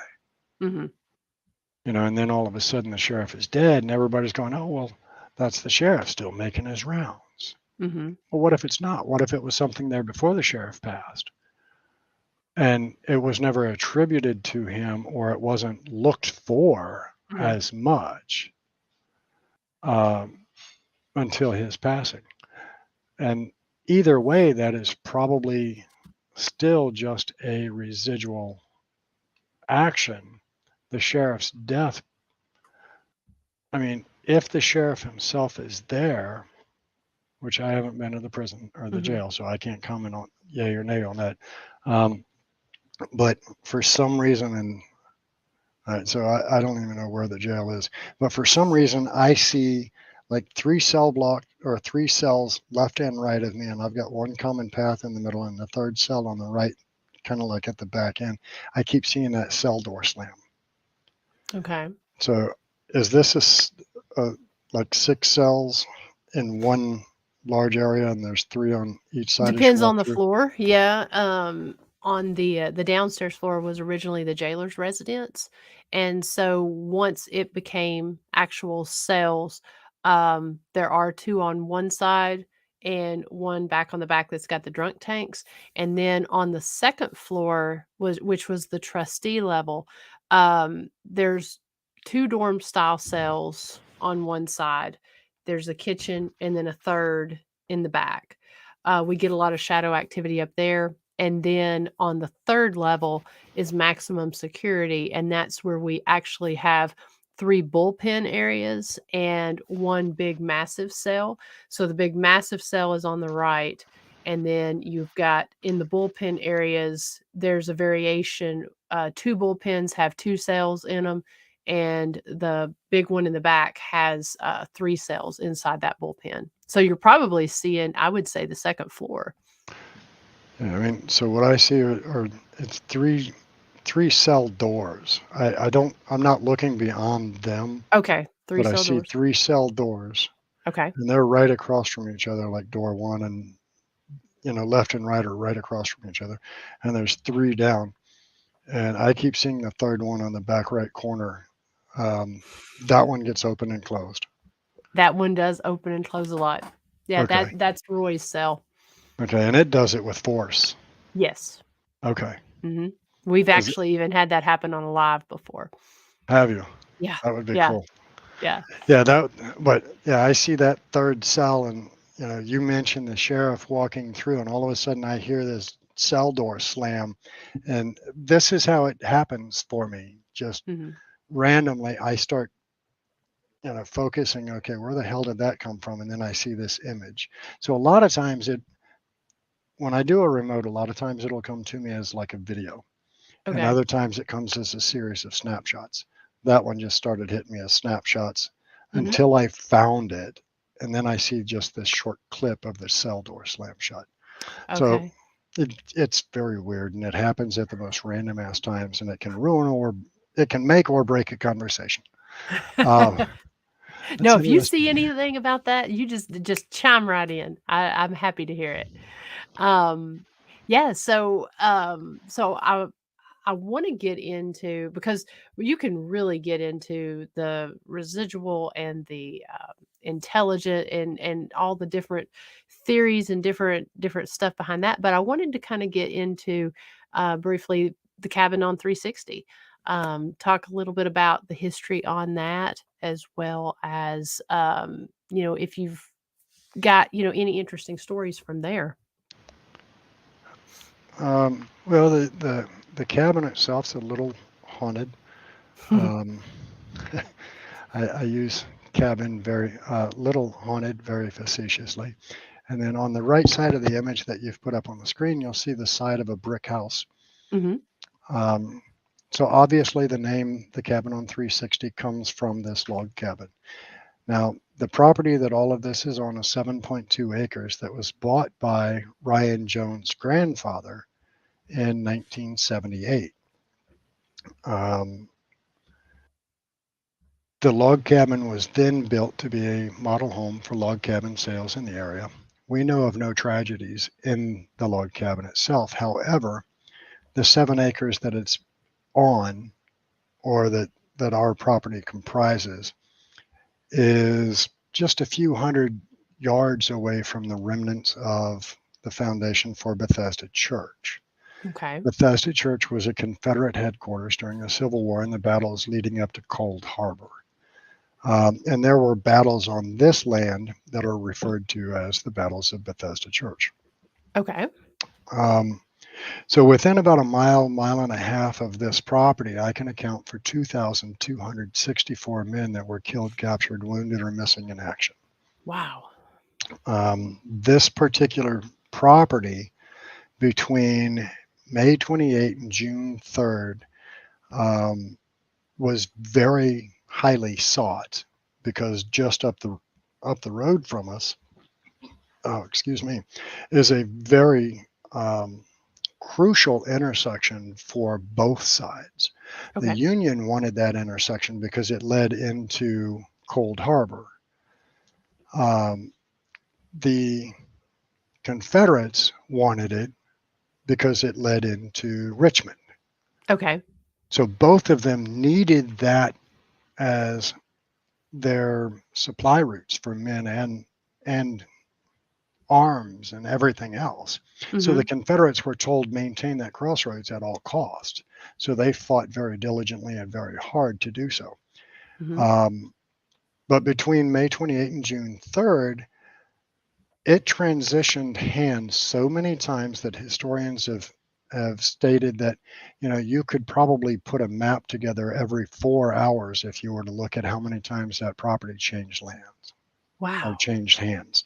It was that heavily sought after. Now, Cold Harbor, if you're not familiar with it, it picked up the name Grant's Folly. Okay. Grant was the Union commander, and after the Civil War, they asked him, what is your one regret about the entire war? And he said, my one regret was underestimating the tenacity and veracity of the Confederate troops at Cold Harbor. It was an absolute massacre. Gettysburg had about a 53% death rate. Okay. Cold Harbor exceeded an 80% death rate. Wow. In the first 90 minutes of battle, between 7,000 and 12,000 men lay dead or wounded on the battlefield. Let's put that into perspective. In the first 90 minutes of battle, between 7 and 12. Now, if I get you to go back real quick. Okay. The image of the young lady between the cabin pictures, I want you to, you can hang on that or you can go back to it later on, whichever way you want. Okay. But I'll 7 to 12,000 men in the first 90 minutes of battle. We lost, 3,300 on 9/11? So somewhere between 2.5 times and 4 times that within 90 minutes lay dead or wounded on the battlefield. So most of those men moved through the cabin property on their way to Cold Harbor. We found a journal entry that was became a pocket letter this young man transcribed into his journal. It says, "This is probably the last letter home you'll receive from me. We've been ordered an assured death. He's ordered us to Cold Harbor." Now, if we take just a moment and, imagine this young boy, I don't know, 16, 19, which was kind of a common age, sitting back under a tree on the back edge of our property, perhaps, having a little bit of beef jerky or something and writing this letter, what energy did he leave on our property? Exactly. And then he marched off to war. Now, so that gives an idea of what happened around us without question. Now we can look at what is with question. One of the things that we do know is 10th Virginia left out of Bethesda Church one morning on an offensive attack 1.5 miles to our northwest to a location called the Via House. The Via House was a Union headquarters. So if you kind of look at a map, you have the Via House, the cabin, and over here you have Bethesda Church. Okay. 1.5 miles separates Bethesda Church from the Via House. And right in the middle is O'Shittsville. That's where the cabin is situated. So this 10th Virginia, 500 members roll out of Bethesda Church one morning after 2 days of heavy rain on an offensive attack. They're going to go try to roust the Union out of the Via House and take it over and push back their forces. Okay. Well, they hit this small ditch that now has a small bridge over it, which, by the way, if you do come right out this way, I'll take you across that little bridge. We have to go kind of slow because otherwise your ass will come off the back of the boat. It's not exactly the best maintained bridge. Oh, God. But this is literally a stone's throw away from us. So this 500 members of 10th Virginia goes across there, and they get bogged down in the mud in this little cow stream. And 5,000 members of Union Army are coming in and just fishbolt them right there. 400 members did not go home from 10th Virginia. That was the tail end of Beaver Dam Creek. Now, 7 miles up proper in Mechanicsville is Beaver Dam Creek National Battlefield Park. Okay. Beaver Dam Creek is a true creek, and the topography of the land then, Beaver Dam Creek faded out across the back of our property. So that 400 members of 10th Virginia, their blood literally would have flowed across the back of our property. What energy did that carry to us? Yeah. Now, I can tell you, we've heard everything in the backwoods from signal whistles, musket fire, cannon fire, drums, drum and fife corps. We have heard battlefield commands yelled. Thank you, David. Have a good night.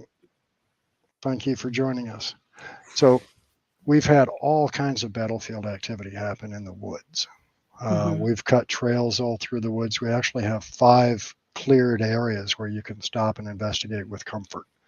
Well, relatively, provided it's not mid-July, August, and the mosquitoes, which will carry you away. They're horrible. It's the state bird of Virginia, right? The mosquito. Sounds like you share it with Tennessee. It's pretty bad here too. God, I'm telling you, some of them here, they just send in the leader and he stakes you to a tree while the others come in and eat you. They're horrible. And Carl says that he heard the drums in the woods. That would not be a shock. We've had, many teams have reported it. So that's a brief history on the land. The cabin itself has been one business after another. It's always been zoned residential or commercial, so it's never been a residence. We couldn't even rent it out as a residence because it doesn't have the permitting for it. Gotcha. Now let's talk about the brick rancher next door. Okay. In May 1978, or July 1978, when the land was bought, the house next door was already there. In May of 1979, there was a new plat entered that says just to show location of structure, and that's the brick rancher next door. Okay. The young lady. Would that be it? That is the brick rancher. And it's from somewhere around 1980, 81, as far as we know, it was zoned commercial also. There are no shower facilities in the building. There is a toilet and sink in the bathroom, and that's it, because it's been zoned commercial. Okay. Now the land behind it is all zoned agricultural. Okay. So the family that lived in this home, which the young lady there, so this is Melissa Carol Elliott. On the morning of Friday, October 4th, 1979, 12-year-old Melissa Carol Elliott here, the 7th grade student at Battlefield Park Elementary just up the street from us, was raped and murdered in the home by her 17-year-old half-brother, Randy Lynn Elliott. He put 2 .38 caliber rounds in her chest, threw her body out the back bedroom window, carried her 75 to 100 yards into the woods, and dropped her body partially clothed into a refrigerator box where it was found by construction workers. Do I believe this young lady's spirit is still in the house? Yes, absolutely, wholeheartedly. She is still there. I have an EVP that shook me to my core, brought me to tears, and made me leave a group of public sitting in there by themselves. I'm leaned up against the windowsill in her bedroom, and I asked Melissa, "Are you still here with us, sweetheart?" And I've got just this beautiful little childlike female voice. "I'm with you." Oh, Sounds God. like she is right beside me. And on playback, I heard that. My blood went cold. I started to cry, and I just said, "I'll be back." And I went outside. For lack of better terms, I had to go get my shit together so I could deal with my group again. And that was just John Doe General Public for one of our fundraiser events. So, there is intelligent activity there. There is also something of a darker nature, I think Carl can probably attest to, in the basement of the Brick Rancher. During numerous EVP sessions, there has been questions directly towards this entity in the basement, one of which was asked by me, "Did you cause Randy to rape and murder his own sister? Did you cause that?" And the voice and the response I got back was just, "Yes." Wow. I'm like, what the hell? Well, then several months later, Twisted Realm came through to shoot. Tana asked the question, "Why did you do that? Why did you cause Randy to harm his own sister?" And the same deep, gruff voice came back in Class A response, "The violence." Just that gruff. Now, I'll go even one better. John Sullivan from Fredericksburg Paranormal Researchers Incorporated, or Fredericksburg Paranormal Research and Investigation, sorry. I'm so used to the I is always incorporated. It's on my shit. He has a DR60, and normally I hate the DR60. You can't understand squat on it. It all just sounds like crumpling paper. But one of the ladies in his group, so John had come down to help with a public investigation that we were having. I had 50 guests. They were in the basement. A lady asked, "Did you cause Randy to do this? Did you cause him to harm his own sister?" And that voice on the DR60 is perfectly legible and says, "I put him on a war path." I'm like, holy shit, John. Wow. I can't believe you caught an EVP on a DR60 that we can understand. Right. Wow. But yeah, it was crazy. So this thing acknowledges, or at least is accepting, credit for. Now, am I dismissing Randy for what he did? Oh, hell no. He had free will. He could have made the option not to rape and murder his own 12-year-old half-sister. Yeah. But was there something a little more diabolical at play? Was there something from the dark side that was able to infiltrate his mind and help make... I mean, I'm not saying that this was his thoughts, but what if he had thoughts of this and whatever's down there just kind of pushed him to make those thoughts a reality? Well, I mean, do you know anything about his defense or his trial or anything like that? I do. So after the construction workers found his body, like I said, he was seen running through the woods. Well, a mile and a half away, a car was stolen. They put an APB on the East Coast for him. He was found 3 days later in Lumberton, North Carolina, held there. Deputies from Hanover County Sheriff Department went down, interviewed him, brought him back. He didn't fight extradition, didn't disagree with what it was alleged that he had done, entered a plea agreement to guilty, and I forget the exact charges. Okay. But in exchange for the death sentence that they were seeking, he entered plea agreement to take life in prison without the possibility of parole. Acknowledged that this took place. Now, his story, and I have a copy. Hi, Raymond. I have a copy of his Department of Corrections intake. Okay. And it asks, in your own words, please tell us why you're here.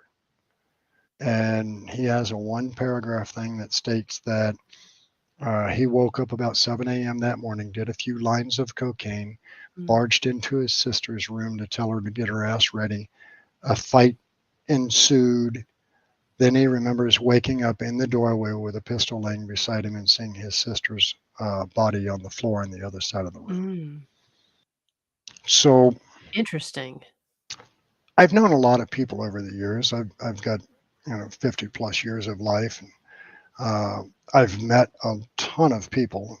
I've met a ton of people that have had a cocaine addiction, and none of them have ever acknowledged that it gives them homicidal tendencies. So Right. I don't buy his story. I think, and I kind of have my own theory. I've got a little EVP evidence that leads me towards this, but I think there was ongoing inappropriate conduct that she finally snapped and said, "I'm done. You touch me again, I will tell." And I think that's when he went into self-defense mode. And perhaps at that moment, what's in the basement kind of egged him towards this activity. And next thing you know, here's this beautiful young 12-year-old woman with 2 bullet holes in her chest, and her brother has done it. Yeah. Yeah. Yeah. Carl's comment there about his EDI meter. We've had numerous devices there. I have watched time and time again where equipment will flash like they're trying to do Morse code. Just erratic readings, no logic to it. I have an EVP. I left my recorder run on the basement, and this one actually kind of shook me, and I wish I was able to pull it up right now and send it to you. But I left my recorder in the basement. I said, all right, I'm going up and smoke a cigarette. The hell with this. So you hear this deep, hey,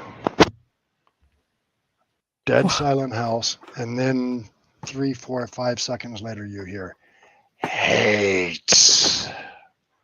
Just plain as day in an empty house.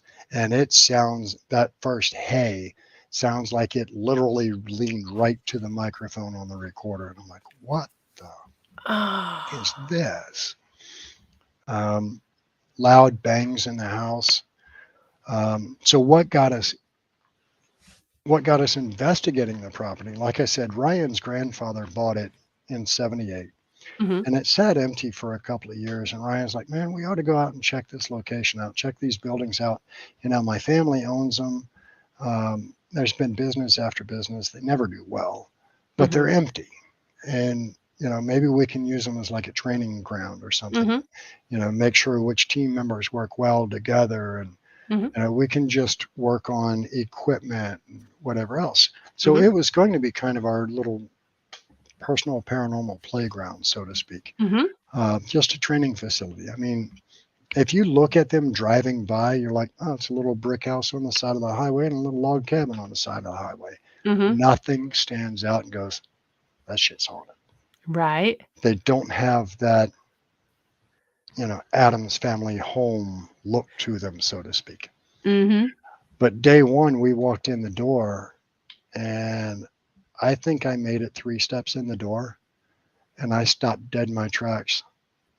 And Ryan said, what's wrong? And I said, bro, there's something here that's not human and never has been. This place is effed. Wow. And he's like, really? And I went, there was something seriously wrong here. Well, we walked down into the basement, and as we're walking around, we're like, we can put a table over here and do control. And out of nowhere, we hear this. It sounds like a female child scream that echoed through the house. And both of us stop and we're like, what the heck? You heard that, right? Yeah. So we immediately run through the house. Nobody. We run outside. We run around the property. Nothing. There's no children anywhere. The nearest neighbor is a quarter of a mile away. Their kids aren't outside. Of course, the log cabin is right next door. I mean, we can stretch a 150-foot cord and go building to building. Just nothing. But it was this heart-piercing female scream of absolute sheer terror. And that was within 30 minutes of being in the house. And I'm like, yeah, bro, we need to bring the team in and see what we get. Yeah. And we just kept getting so much activity and so much activity. And then an insurance man came along and wanted to rent the building. And Ryan just happened to be out there doing some brush removal. He's like, you don't want this, bro. It's haunted. We investigate here. This place is jacked up. You don't want it. And he goes, oh, my wife loves that stuff. That makes it even more intriguing. No, bro. That didn't end well. So he ultimately ends up signing a 2-year lease. I did some repairs on the place. I'm a contractor by trade. Okay. So Ryan's family asked me to come in and do it because it's small drywall repairs and things, and they're actually a large construction company. Like they build shopping centers and neighborhoods. Okay. I fix drywall. I'm that big. They're that big. But while I'm in there on several occasions, I would work that one at night because I didn't have a family in there, and I would work my occupied homes during the day. And probably 3 or 4 times I'd hear footsteps, like boots going across the hardwood floor in the living room, or, a door would open and close. And I always thought it was just Ryan coming to hang out. There was ultimately never anybody there. So anyway, insurance dude rents the place, signs the 2-year lease. 10 months later, Ryan went out on the weekend and happened to look in the window, and he's like, all their shit's gone. 10 months. He packed his bags, cleared out the office, tens of thousands of dollars spent to get his franchise fees, the licensing, and everything else. And in 10 months, he packed up over a weekend and was gone. So I don't know if anything paranormal ever happened to cause it. He wouldn't, if he had come in one day and all his furniture stuck to the ceiling, he wouldn't have said nothing to me.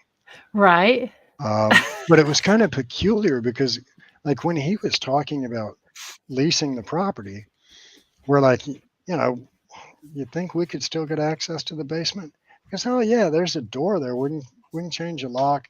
I can't have you upstairs because client files and a lot of personal data, but I'm not going to use the basement for anything. So, we'll talk about it. We'll figure something out. 3-4 weeks later, we had some friends come in from out of state, and Ryan's showing them around the property and walking them around the backyard. We're not up like, peeping Tom up in the windows or anything. He's walking them around the backyard. And the following Monday morning, this guy calls the office and tells the property manager that, man, I don't want them on my property. They're trespassing. Don't, you tell them not to even come on my property. But this has been 3-4 weeks. What the hell went on? Yeah. So I have no idea. Wow. But yeah, watching Carl's dog in there was definitely, I see Carl's latest comment. But in the log cabin, his dog walked all around like it was home. But it was very, very careful in the rancher. Wow. Well, and I mean, they can sense that stuff. They can pick things up. So it's always interesting when somebody brings a pet or some animal on an investigation, because I mean, you can almost bank on that. Yeah, they're so perceptive. Now, I'm not saying that we are the most haunted location ever, because I know somebody would, oh, you can't say you are the most. I'm just saying we got a lot of activity. We had a team drove down from New Hampshire. Took them 9.5 hours, 7 members, piled into a Suburban with all their gear, paid the fee for the full weekend rental. I give them the tour, give them the history, hung out with them total about an hour and a half. And I said, all right, here's where I need you to hide the key Sunday morning when you're ready to leave. Please make sure all lights are off, blah, blah, blah, blah, blah. Call me or message me if anything happens and you need me. Hour and a half later, I get a call. Hey, I just want you to know, man, the doors are locked, the lights are off, and we're headed home. I said, everybody okay? No, God, I hope it's, I hope nobody's hurt. He's like, oh no, we're all fine, but we're not ready for this shit. I went, wait. You drove 9.5 hours, paid for the whole weekend. And he goes, yeah, I don't want a refund. I said, well, that's good because I'm not giving you one. Right.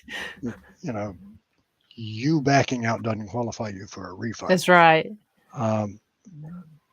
What the hell went off the rails so bad that you're leaving in an hour and a half? And he goes, well, we spent 9.5 hours in the truck driving down here. It's like my team is more like a family. He's like, we didn't have a single argument in the truck. But after you left, I noticed a couple of my team members were at each other's throats. And then another couple were at each other's throats. He goes, I had two of them. I thought I had to jump between to keep them from whipping each other's ass right in the yard. He goes, one of my guys I sent with 3 trail cameras, and we have a little access road that goes beside the cabin and the farmer's property next door. Okay. And at the very back of the farmer's property, which is, I don't know, 1/10 of a mile, 2/10 of a mile back, are cell towers. So this gravel road supplies the cell tower access for the crews. Mm-hmm. It's like I sent him down the access road to go put some trail cameras up in the back of the property. Coke. He's like, he got about halfway back and stopped at the wood line to relieve himself, and suddenly discovers that he is surrounded by cloaked, hooded figures. Wow. He just shut his eyes and started praying, and when he opened his eyes again, they were gone. He goes, he come running into the cabin, looked like he had just seen a ghost, for lack of better terms. He's like, but the straw that finally broke it was when my best friend of 20 plus years stepped right up into my face, and I didn't recognize the look in his eyes, or I just didn't recognize him. And I asked him what was wrong, and he said, I don't know why. I just want to smash your effing face right now. He goes, oh, time to pack our shit. We're going home. Wow. Because that was the final thing.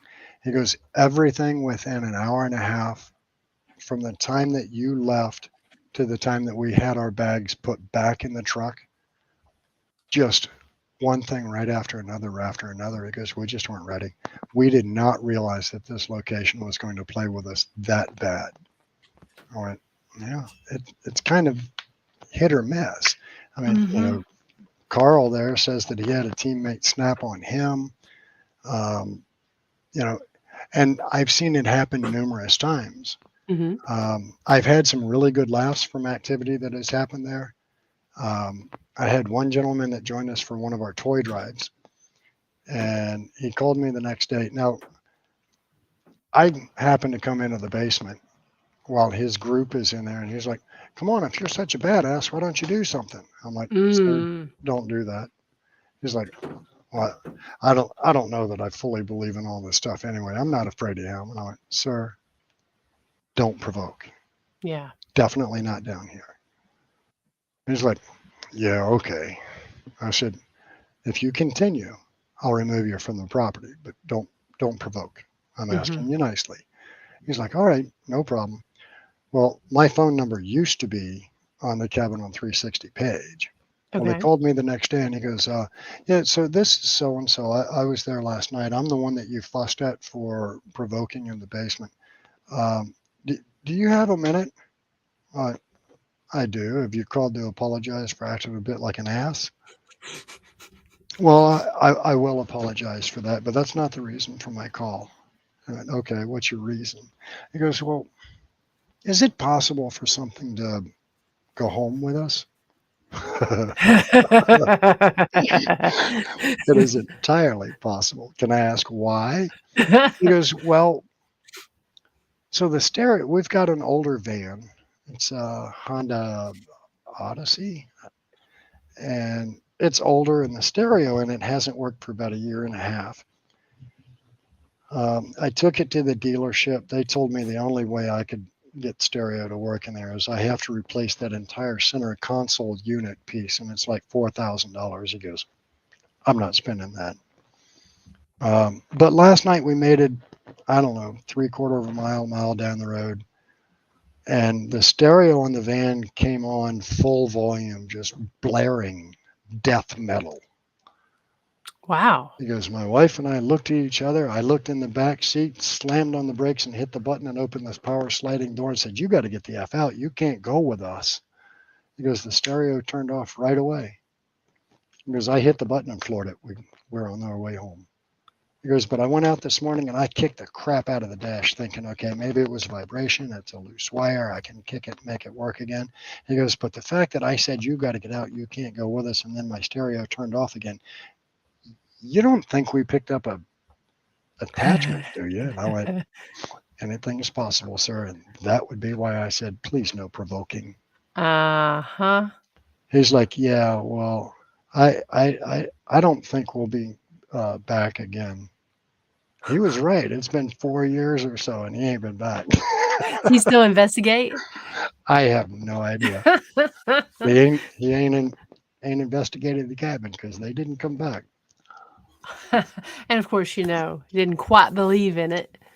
Oh yeah, I love the ones that don't believe. So I had a probably 35-year-oldish couple come out, and they're on their third date.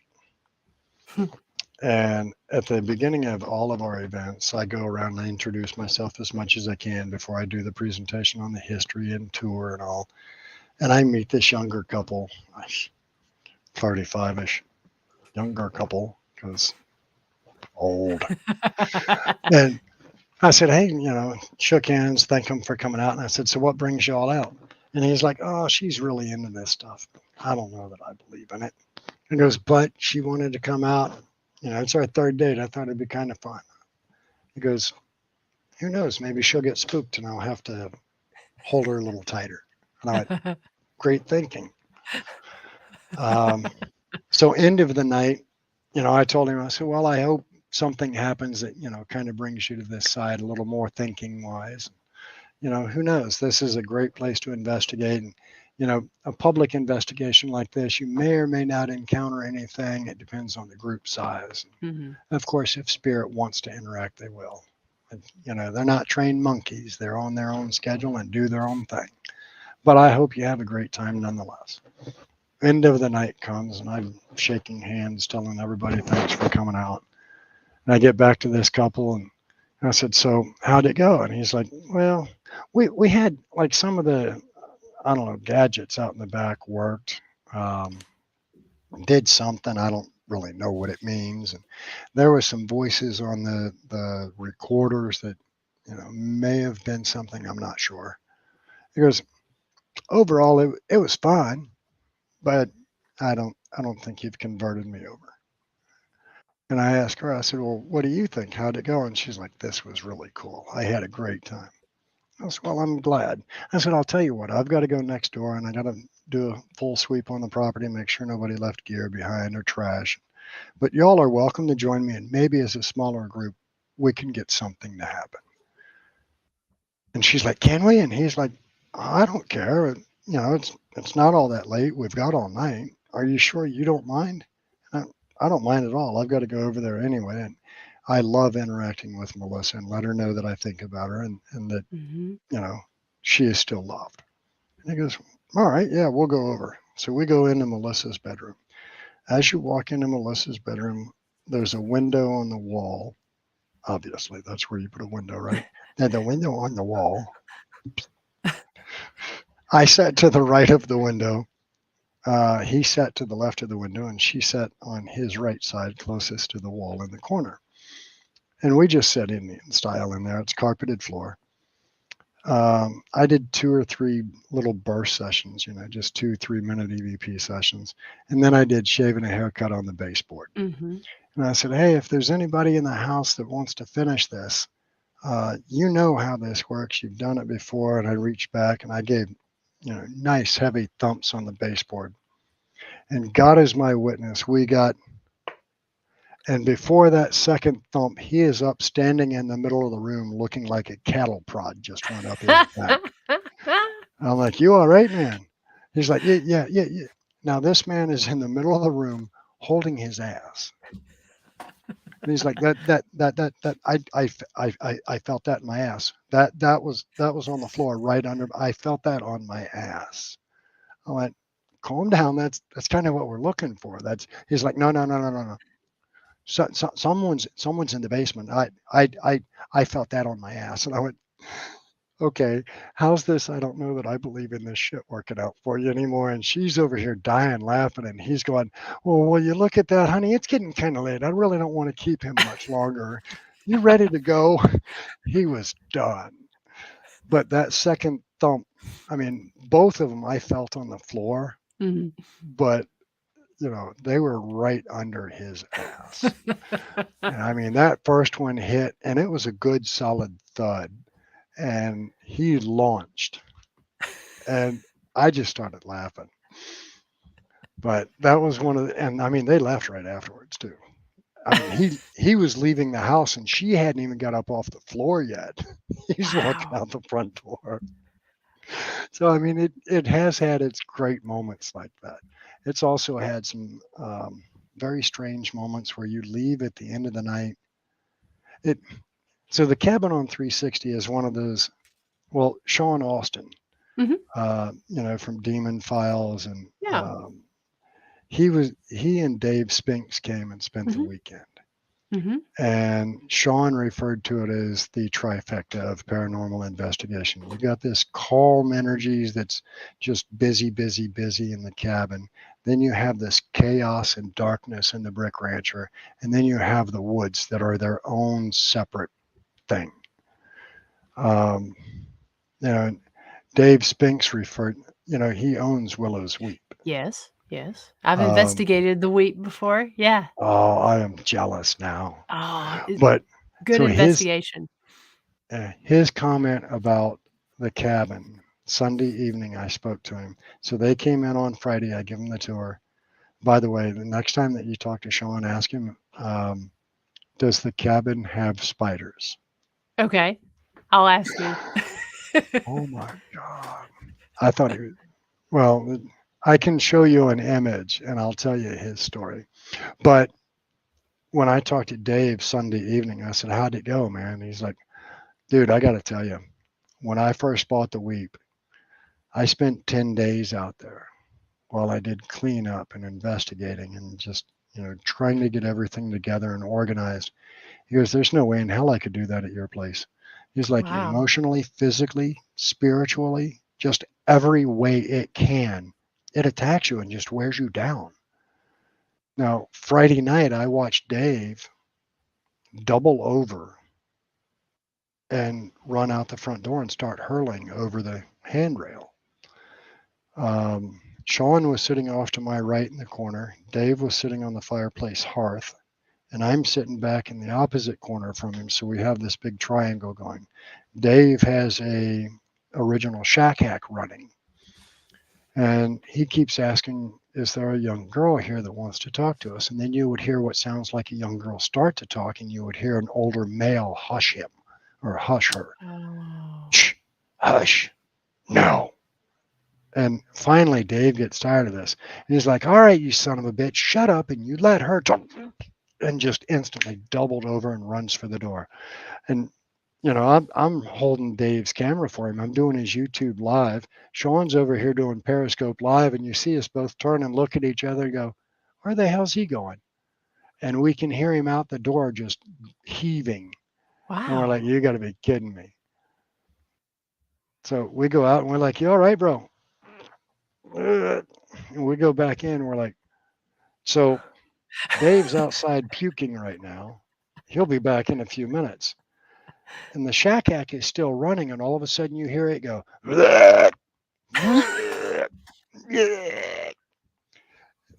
Sean over here goes, Dave, the shack hack's mocking you. Fuck that. Wow. And then you hear a female voice goes, he deserved it. And we're like, what the hell is going on? Well, Dave finally gets through this and comes back in and sits down, immediately turns off the shack hack. And we're like, bro, what happened? He's like, man, I started to tell whoever the male was, just shut the hell up and let her talk. And it felt like Mike Tyson walked over and just pounded me in the gut. He's like, just out of nowhere, I got the most intense, sharp, punching pain in my stomach. And that was it. I had to go retch. Wow. He's like, I don't know what's here, but I think I pissed it off. So Wow. I investigated with him till 5:30 in the morning, Saturday morning, stayed all night Saturday or Friday night. I left him alone Saturday. They've got the house to themselves.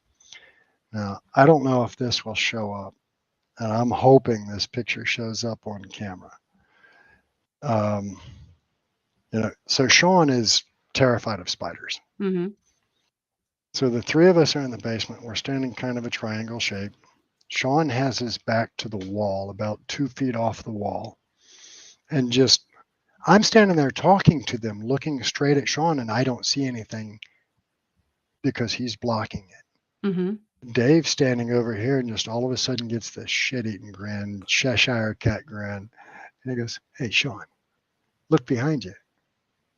I don't trust you. It's not now. Go ahead, look behind you. Just look.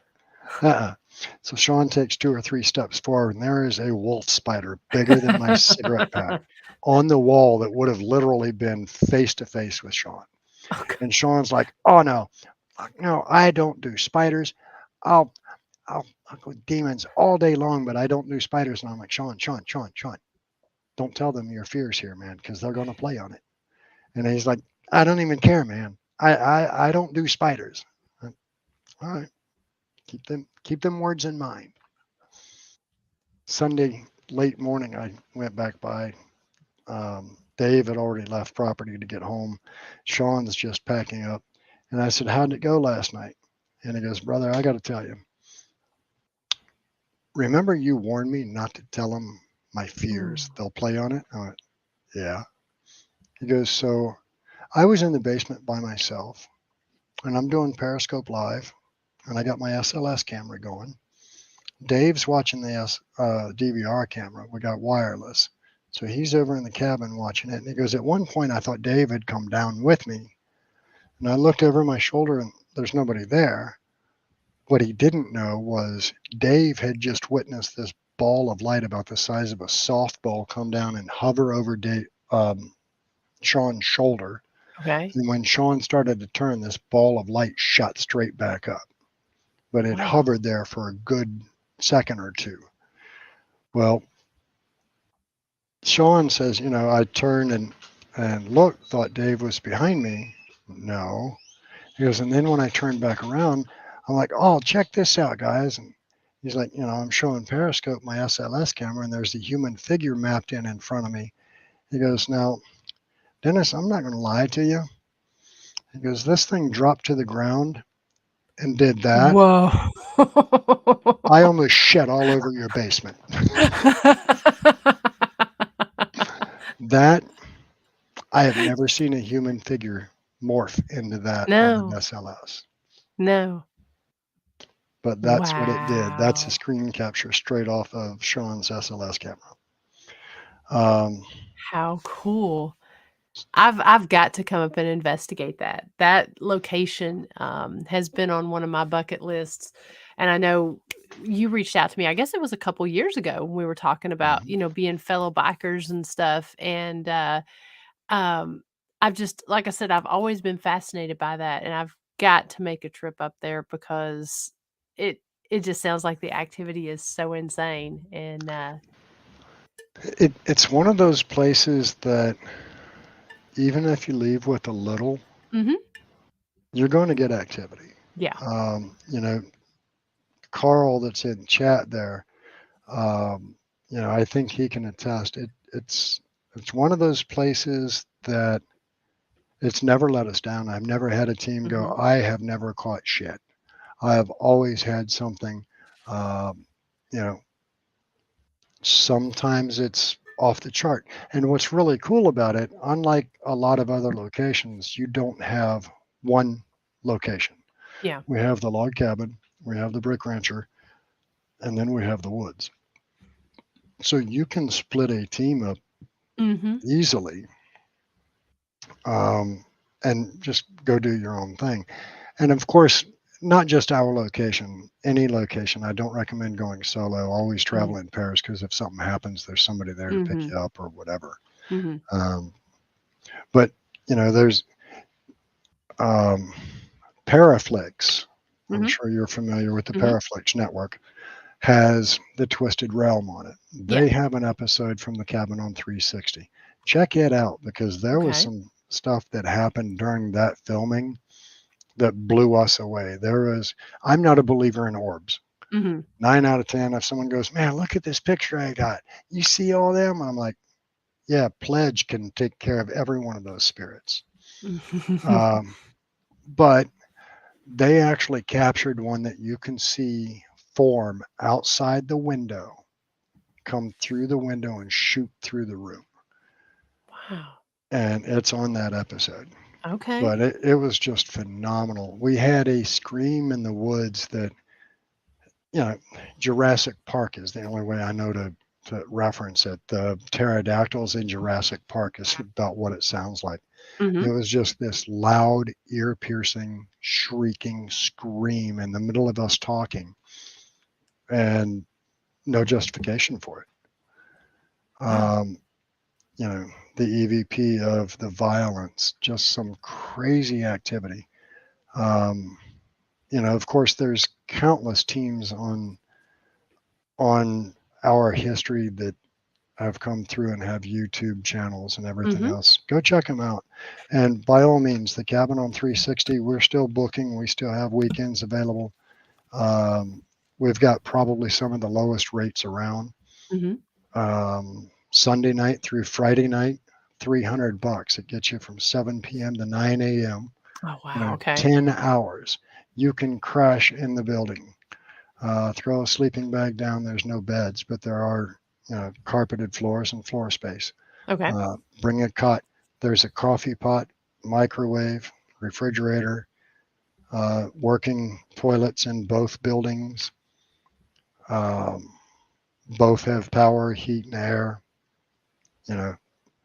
Saturday nights are only $350, 7 p.m. to 9 a.m. Sunday morning. And 2 miles up the road is a Wawa. If you don't like our coffee pot, you can go to Wawa and get coffee. What's the best way to book? Is it to reach out to you, or No, just go on the Cabin on 360 page, click the send message, and it will ultimately come to me, and then I'll go have an idea of dates in mind that you want to work with, and I'll let you know, hey, this is available, that's not available, whatever. I'm not as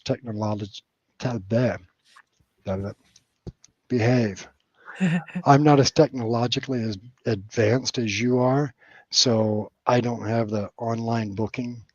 Gotcha. But you can message and I'll answer it, and we'll look through the calendar. Okay. And sounds great, Dee Dee, and I promise you, anywhere I'm at, there is coffee. Like I said, they did a blood test earlier this week. It came back caffeinated. But it's just a phenomenal place, and not just us, but 3 miles away is Cold Harbor Battlefield, a national park. Gaines Mill Battlefield, another national park. They're loaded with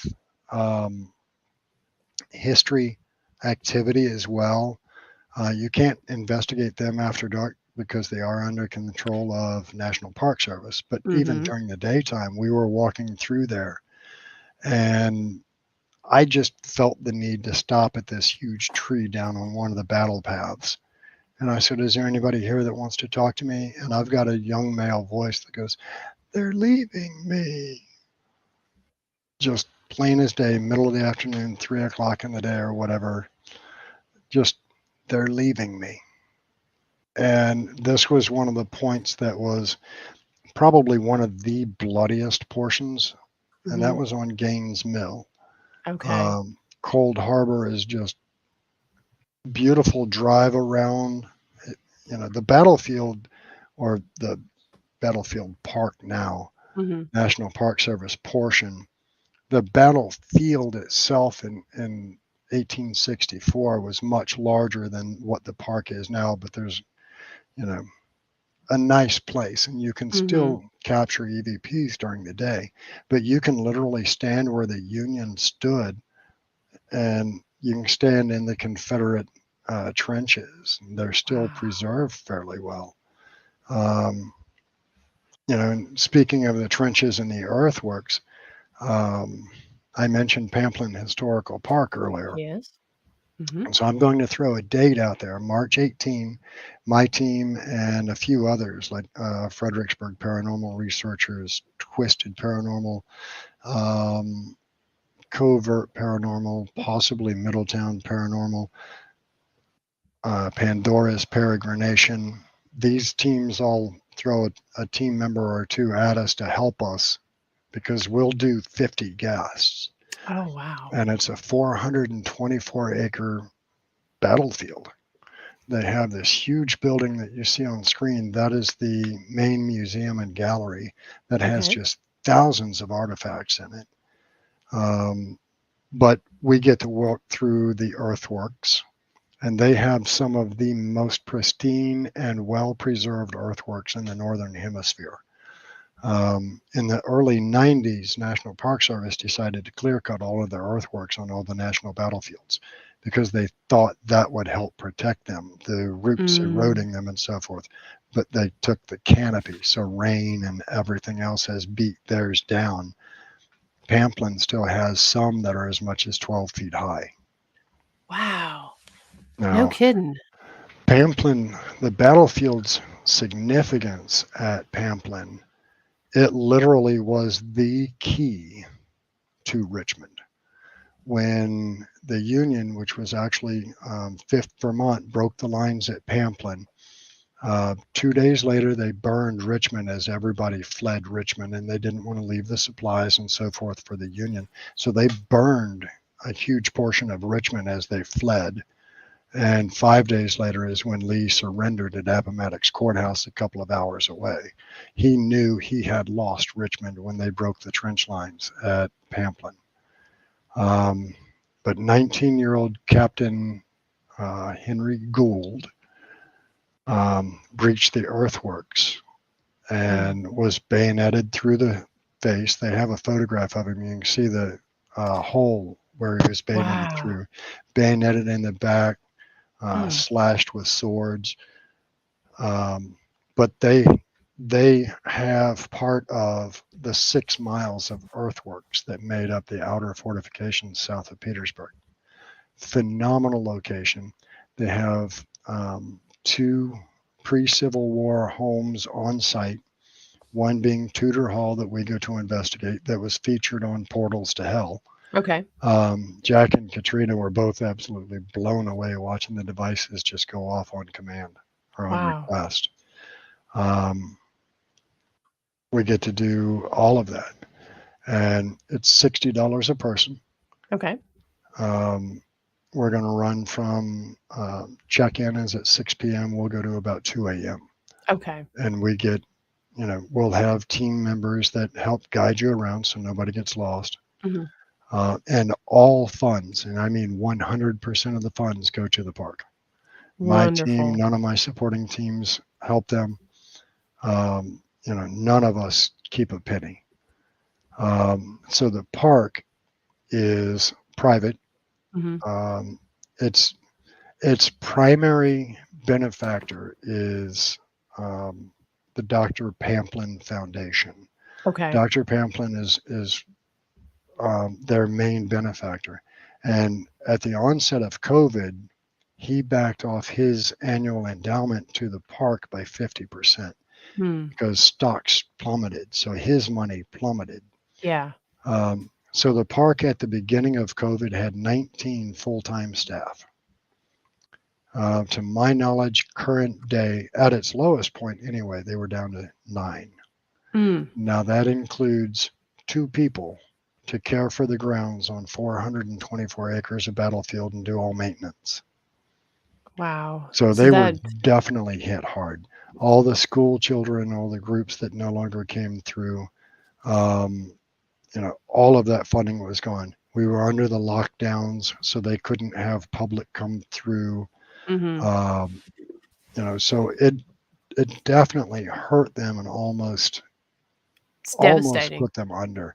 And Yeah. like a lot of historic locations, there's just not a ton of interest Yeah. in going to a historic location anymore, which Mm. I think is an absolute tragedy, because it is so fascinating to go through and look at the artifacts that they have, hear the stories. They have an interactive headset that you can get, and Mhm. you choose your character as you go through the main Mm. gallery. Um, this part of the battle, this is what, Private so and so is going through. So the full name of it is Pamplin Historical Park and the National Museum of the American Civil War Soldier. Okay. And the reason that I stress soldier on the end of that is we all know what the leaders and commanders did. We all know what Lee did, what Grant did, what Stonewall Jackson did. We all know what the commanders did, but this is about the soldier. Mhm. Farmer Jones that left his family and land to go to this calling. What did he go through as a soldier? So that's what this place is about. It's not about Republican or Democrat. It's not about North Right. or South. They feature both. And now I'll give you a strange twist of fate, if you will. So the house that I live in, we were looking to buy, and my town is called Hopewell. Okay. Now, there's a paper plant here, so it picks up the name Hope Smell, because sometimes the paper plant just reeks. So our realty agent was looking here and looking there and this and that, and she's showing us shit that doesn't even match. We want this, we want that. Mhm. So I get on realtor.com and I see this house and I went, I love the house. It's Mhm. gorgeous. So I drive down here to look at it. We end up buying the house for two reasons. One, I find out that it's active, it's haunted, Mhm. because I pulled up on a little side street and I look across the backyard and I see a soldier kind of leaning out like this around a tree. And I'm like, I see you. I know you're there. That's home. So we buy the house. A year later, I get tied in with Pamplin Park. They actually requested that I come down there and investigate. They want to Mhm. work with us. I said, Mhm. wonderful. We'd love to. Um, so they have a building called the Battlefield Center, and that's what they call their living display. Mhm. This month or this quarter, it'll feature this, and then next quarter, it'll feature Okay. that or whatever. So it's really cool. But they have this huge, probably 15 by 15 3D relief map, and it it has the little star, and you're here.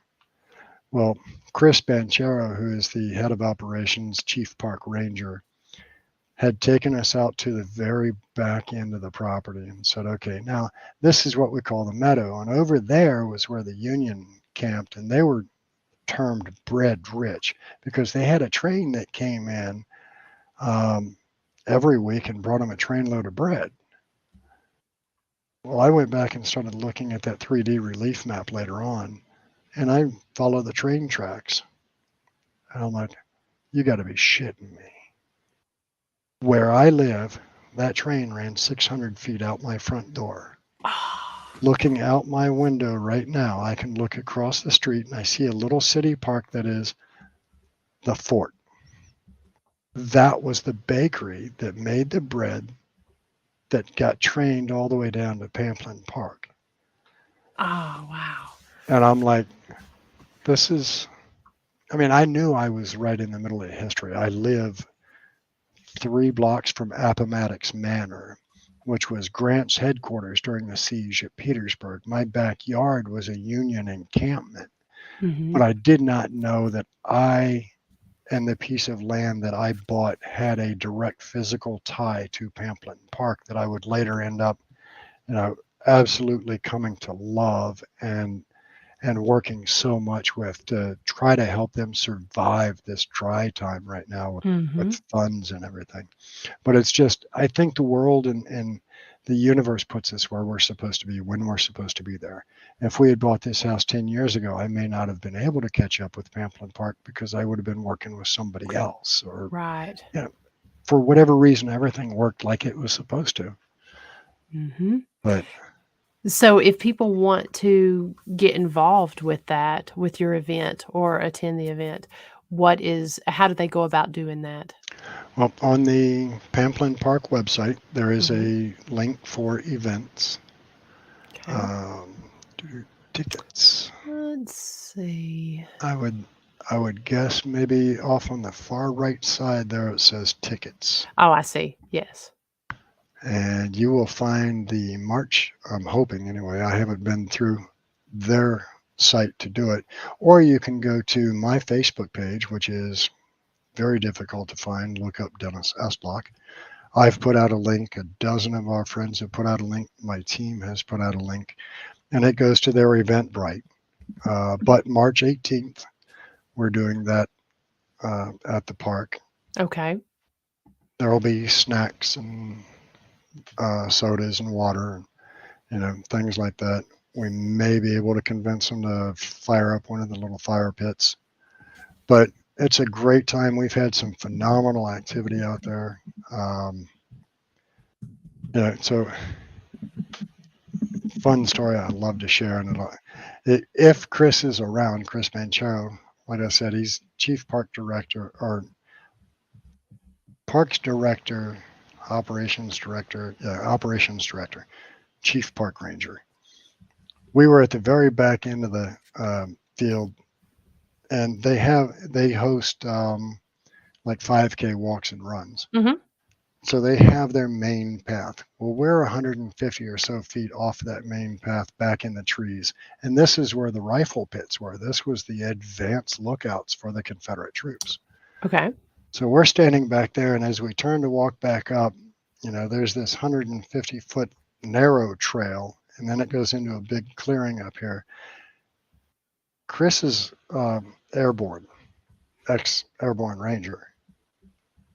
He's a little bit of a short, stout, fire plug looking dude that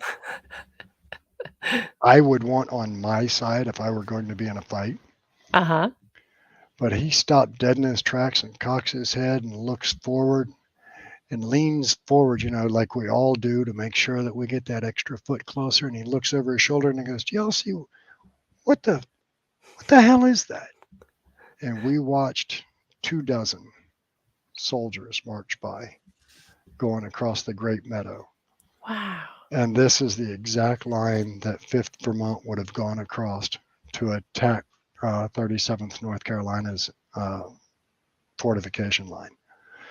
And I'm like, so at this point, he's been there 19 and a half years. And I'm like, so you've been here 19 and a half years and you're not sure you believe in this paranormal shit, huh?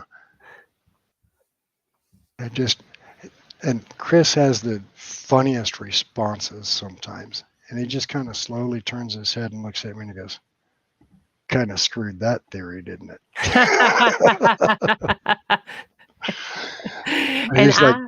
Go ahead. He's like, I've taken calls out here at 2, 3 in the morning, and I'll show up. There it is, Saturday, March 18. He's like, I've been out here at 2, 3 in the morning and walked this park by myself because we get alerts that there's motion or people. And he goes, "Yeah, I think that'll be changing now. I don't think there will be any more solo adventures." Of course, now he's grown to embrace the paranormal and actually enjoys it and acknowledges when things are going on. He absolutely, I've converted him from a skeptic, pretty much non-believer, to, man, this shit's real and I'm living in the heart of it. Tudor Hall, he's got guys that will not, they leave a light on in the basement at all times because he's got guys that will not go in to lock it down at night if it's dark. Wow. It's a cool place. Well, I just found where this where this is located if people want to get tickets. If they go under the things to do on the Mhm. Pamplin Park link that I just put up there, there is a section called special events. And if you just scroll down, it's got all their different special events, and it's got your paranormal investigation listed on there for March 18th. Excellent. So definitely, I know when I come up to that area, I definitely want to check out the park and plan to spend a few days because I'm totally intrigued. And there's nowhere better than Virginia to get all the paranormal hotspots. I mean, you guys over there have so many great historical locations, haunted locations. I mean, you probably can't step outside and throw a stone at a location that doesn't have some type of interesting history or paranormal activity attached to it. That's true. And, unfortunately, the Civil War took away a lot of the locations that would have activity to them. But, Hmm. Sherman's March to the Sea and Burn It All took a lot of it, which is part of why I had so much trouble finding data on the cabin on 360 because Hmm. um, you know, I tried to find land documents Yeah. all the way back, Yeah. but he burned the courthouse coming through Hanover. So a lot of anything from that time period or before that time period was gone. So I don't know land records from Civil Hmm. War and pre-Civil War.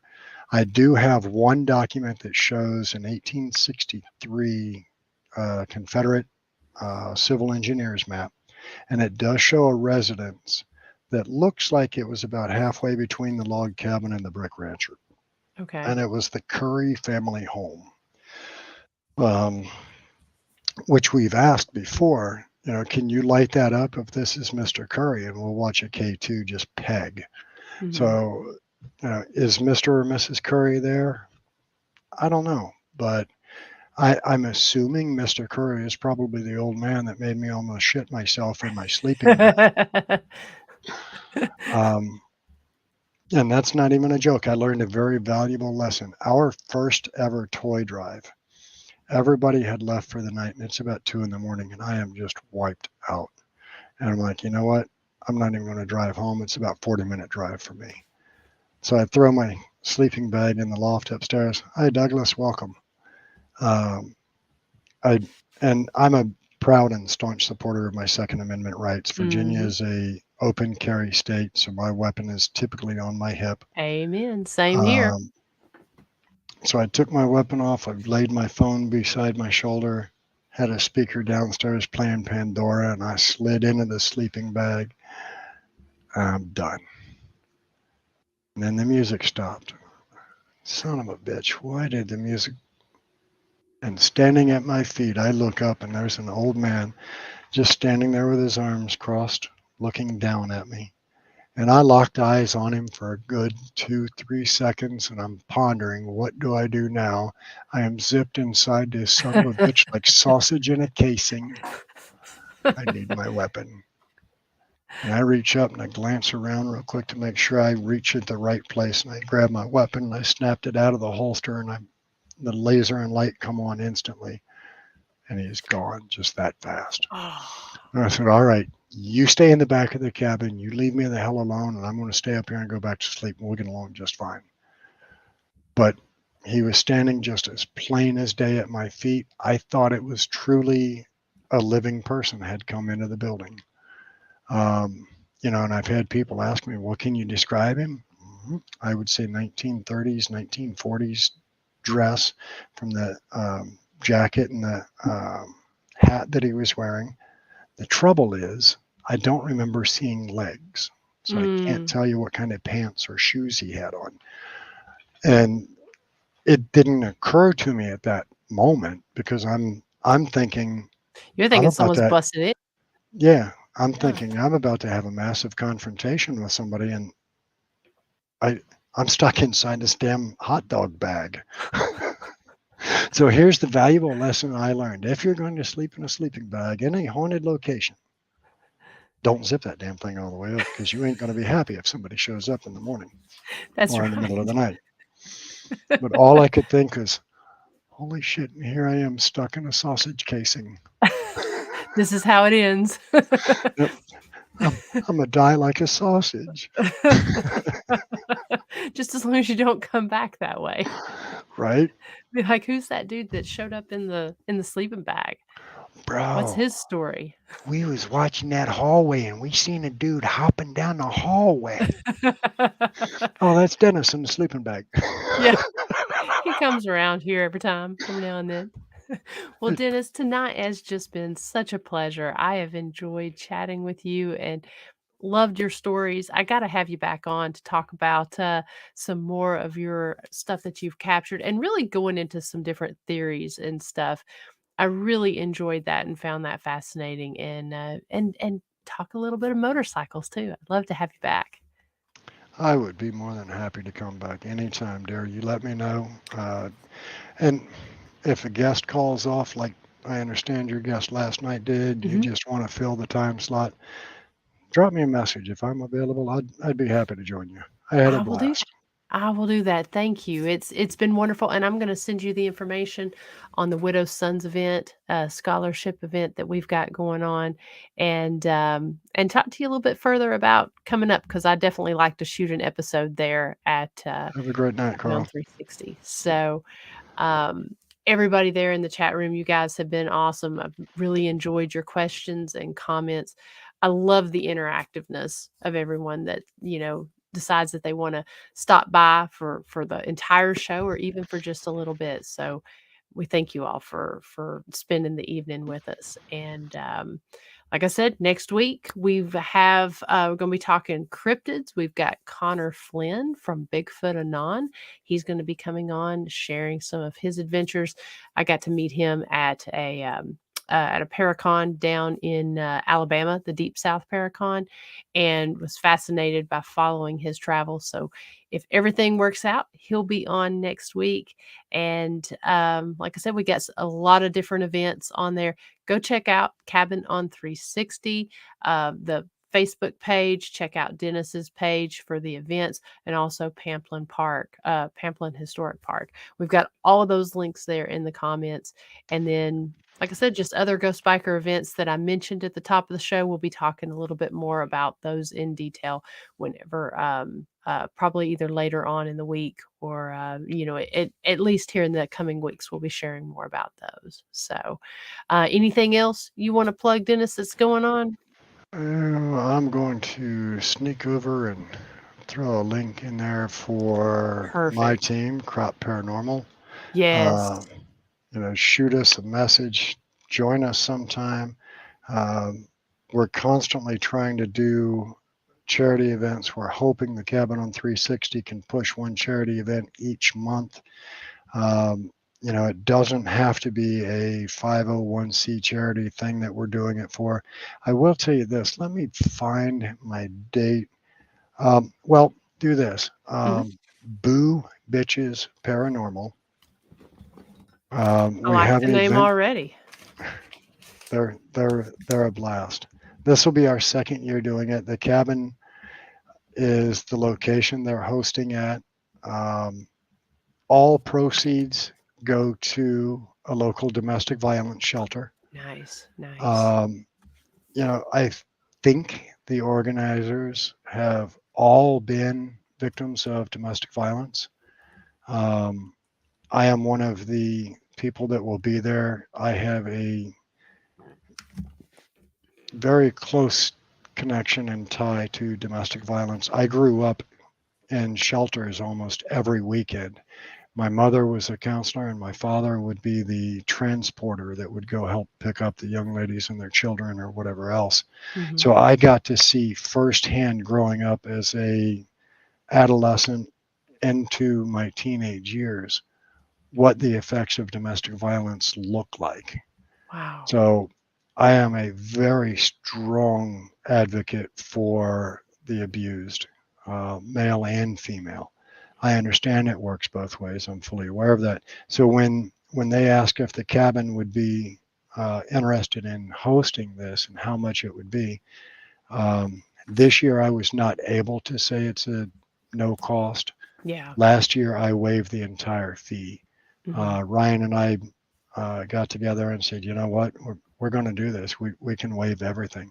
Yeah. This year we're not able to, but we did give them a drastically reduced rate to host it.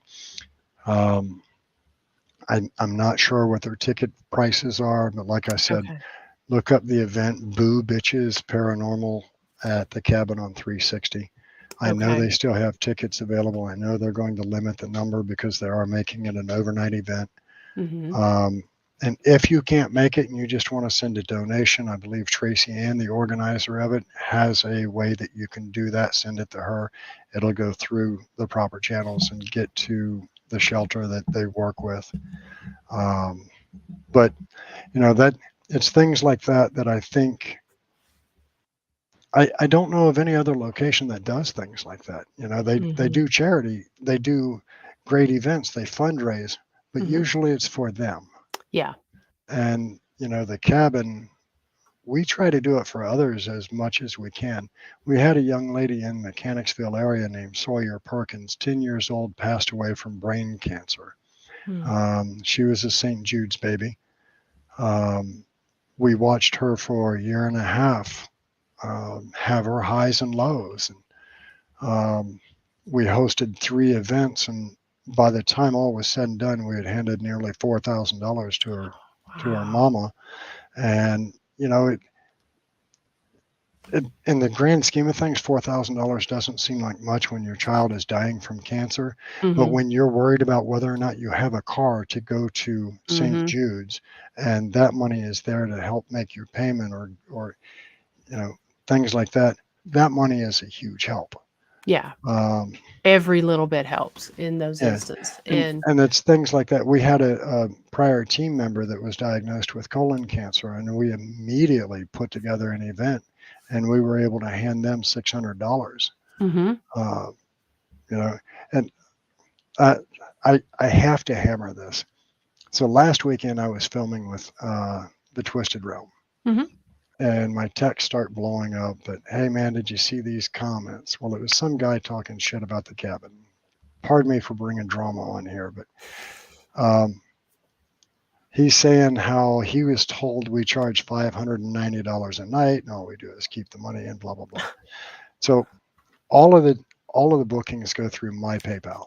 Mm-hmm.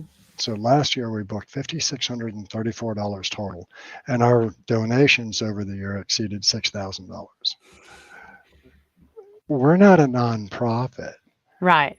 So, it kind of went back asswards there in the money. If all we do is Mm-hmm. do it for the money and so forth, I'm doing this shit all wrong. Right. Right. But, And that's the thing a lot of people don't realize with some of these locations. There's such a split. Some are nonprofit, some are not. That's like the jail with Christy and myself. We're for profit because we lease the jail. We have yeah, rent, we have bills that we have to pay. And if it wasn't for the paranormal investigations, we wouldn't make rent for the museum. And so and there's a huge difference between the two. So it's and bless you all for the using this as an avenue to be able to do fundraising and help these different charities out, because just like bikers, these paranormal locations like what you're doing, they're the most giving and the most charitable of anyone that I've met. So you can see your biker spirit through that, as well as using that as a platform to give back. And that's just wonderful. I think that's what we're all supposed to do, is whatever we can to help one another. And, I'm fortunate in the fact that, well, Ryan and I are fortunate in the fact that his family owns this. Mm-hmm. From time to time, they may put a lease on this building or that building, and we still get the other one plus the woods. Mm-hmm. Like the period of time that the realty agent or the insurance agent leased the Brick Rancher, we lost that. Mm-hmm. We had to cut our rates because we could only offer 2 out of the 3 big areas. Mm-hmm.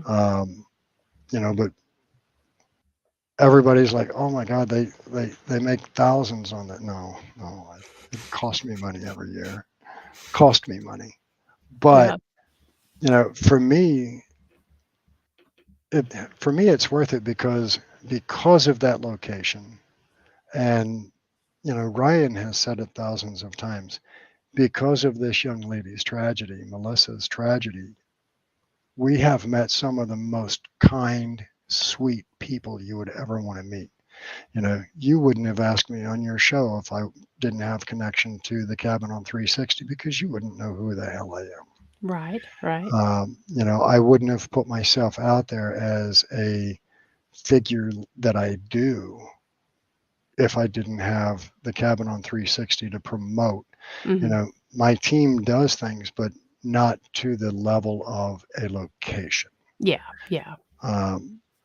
So because of her tragedy, we've been able to do amazing things. And every time that we make a donation to, we've made donations to Hanover Tavern, Henricus Mhm. Historical Park, Pamplin Park, Sawyer Perkins family. Every time that we're able to do that, I think and I hope that Melissa understands this is because of her. Mhm. And by doing that, she's never really dead. She's just That's not with right. us. That's right. So much like you do with the ride in your daddy's honor, God Mhm. bless you for that. He's Thank you. never gone, honey. He That's just right. isn't physically here.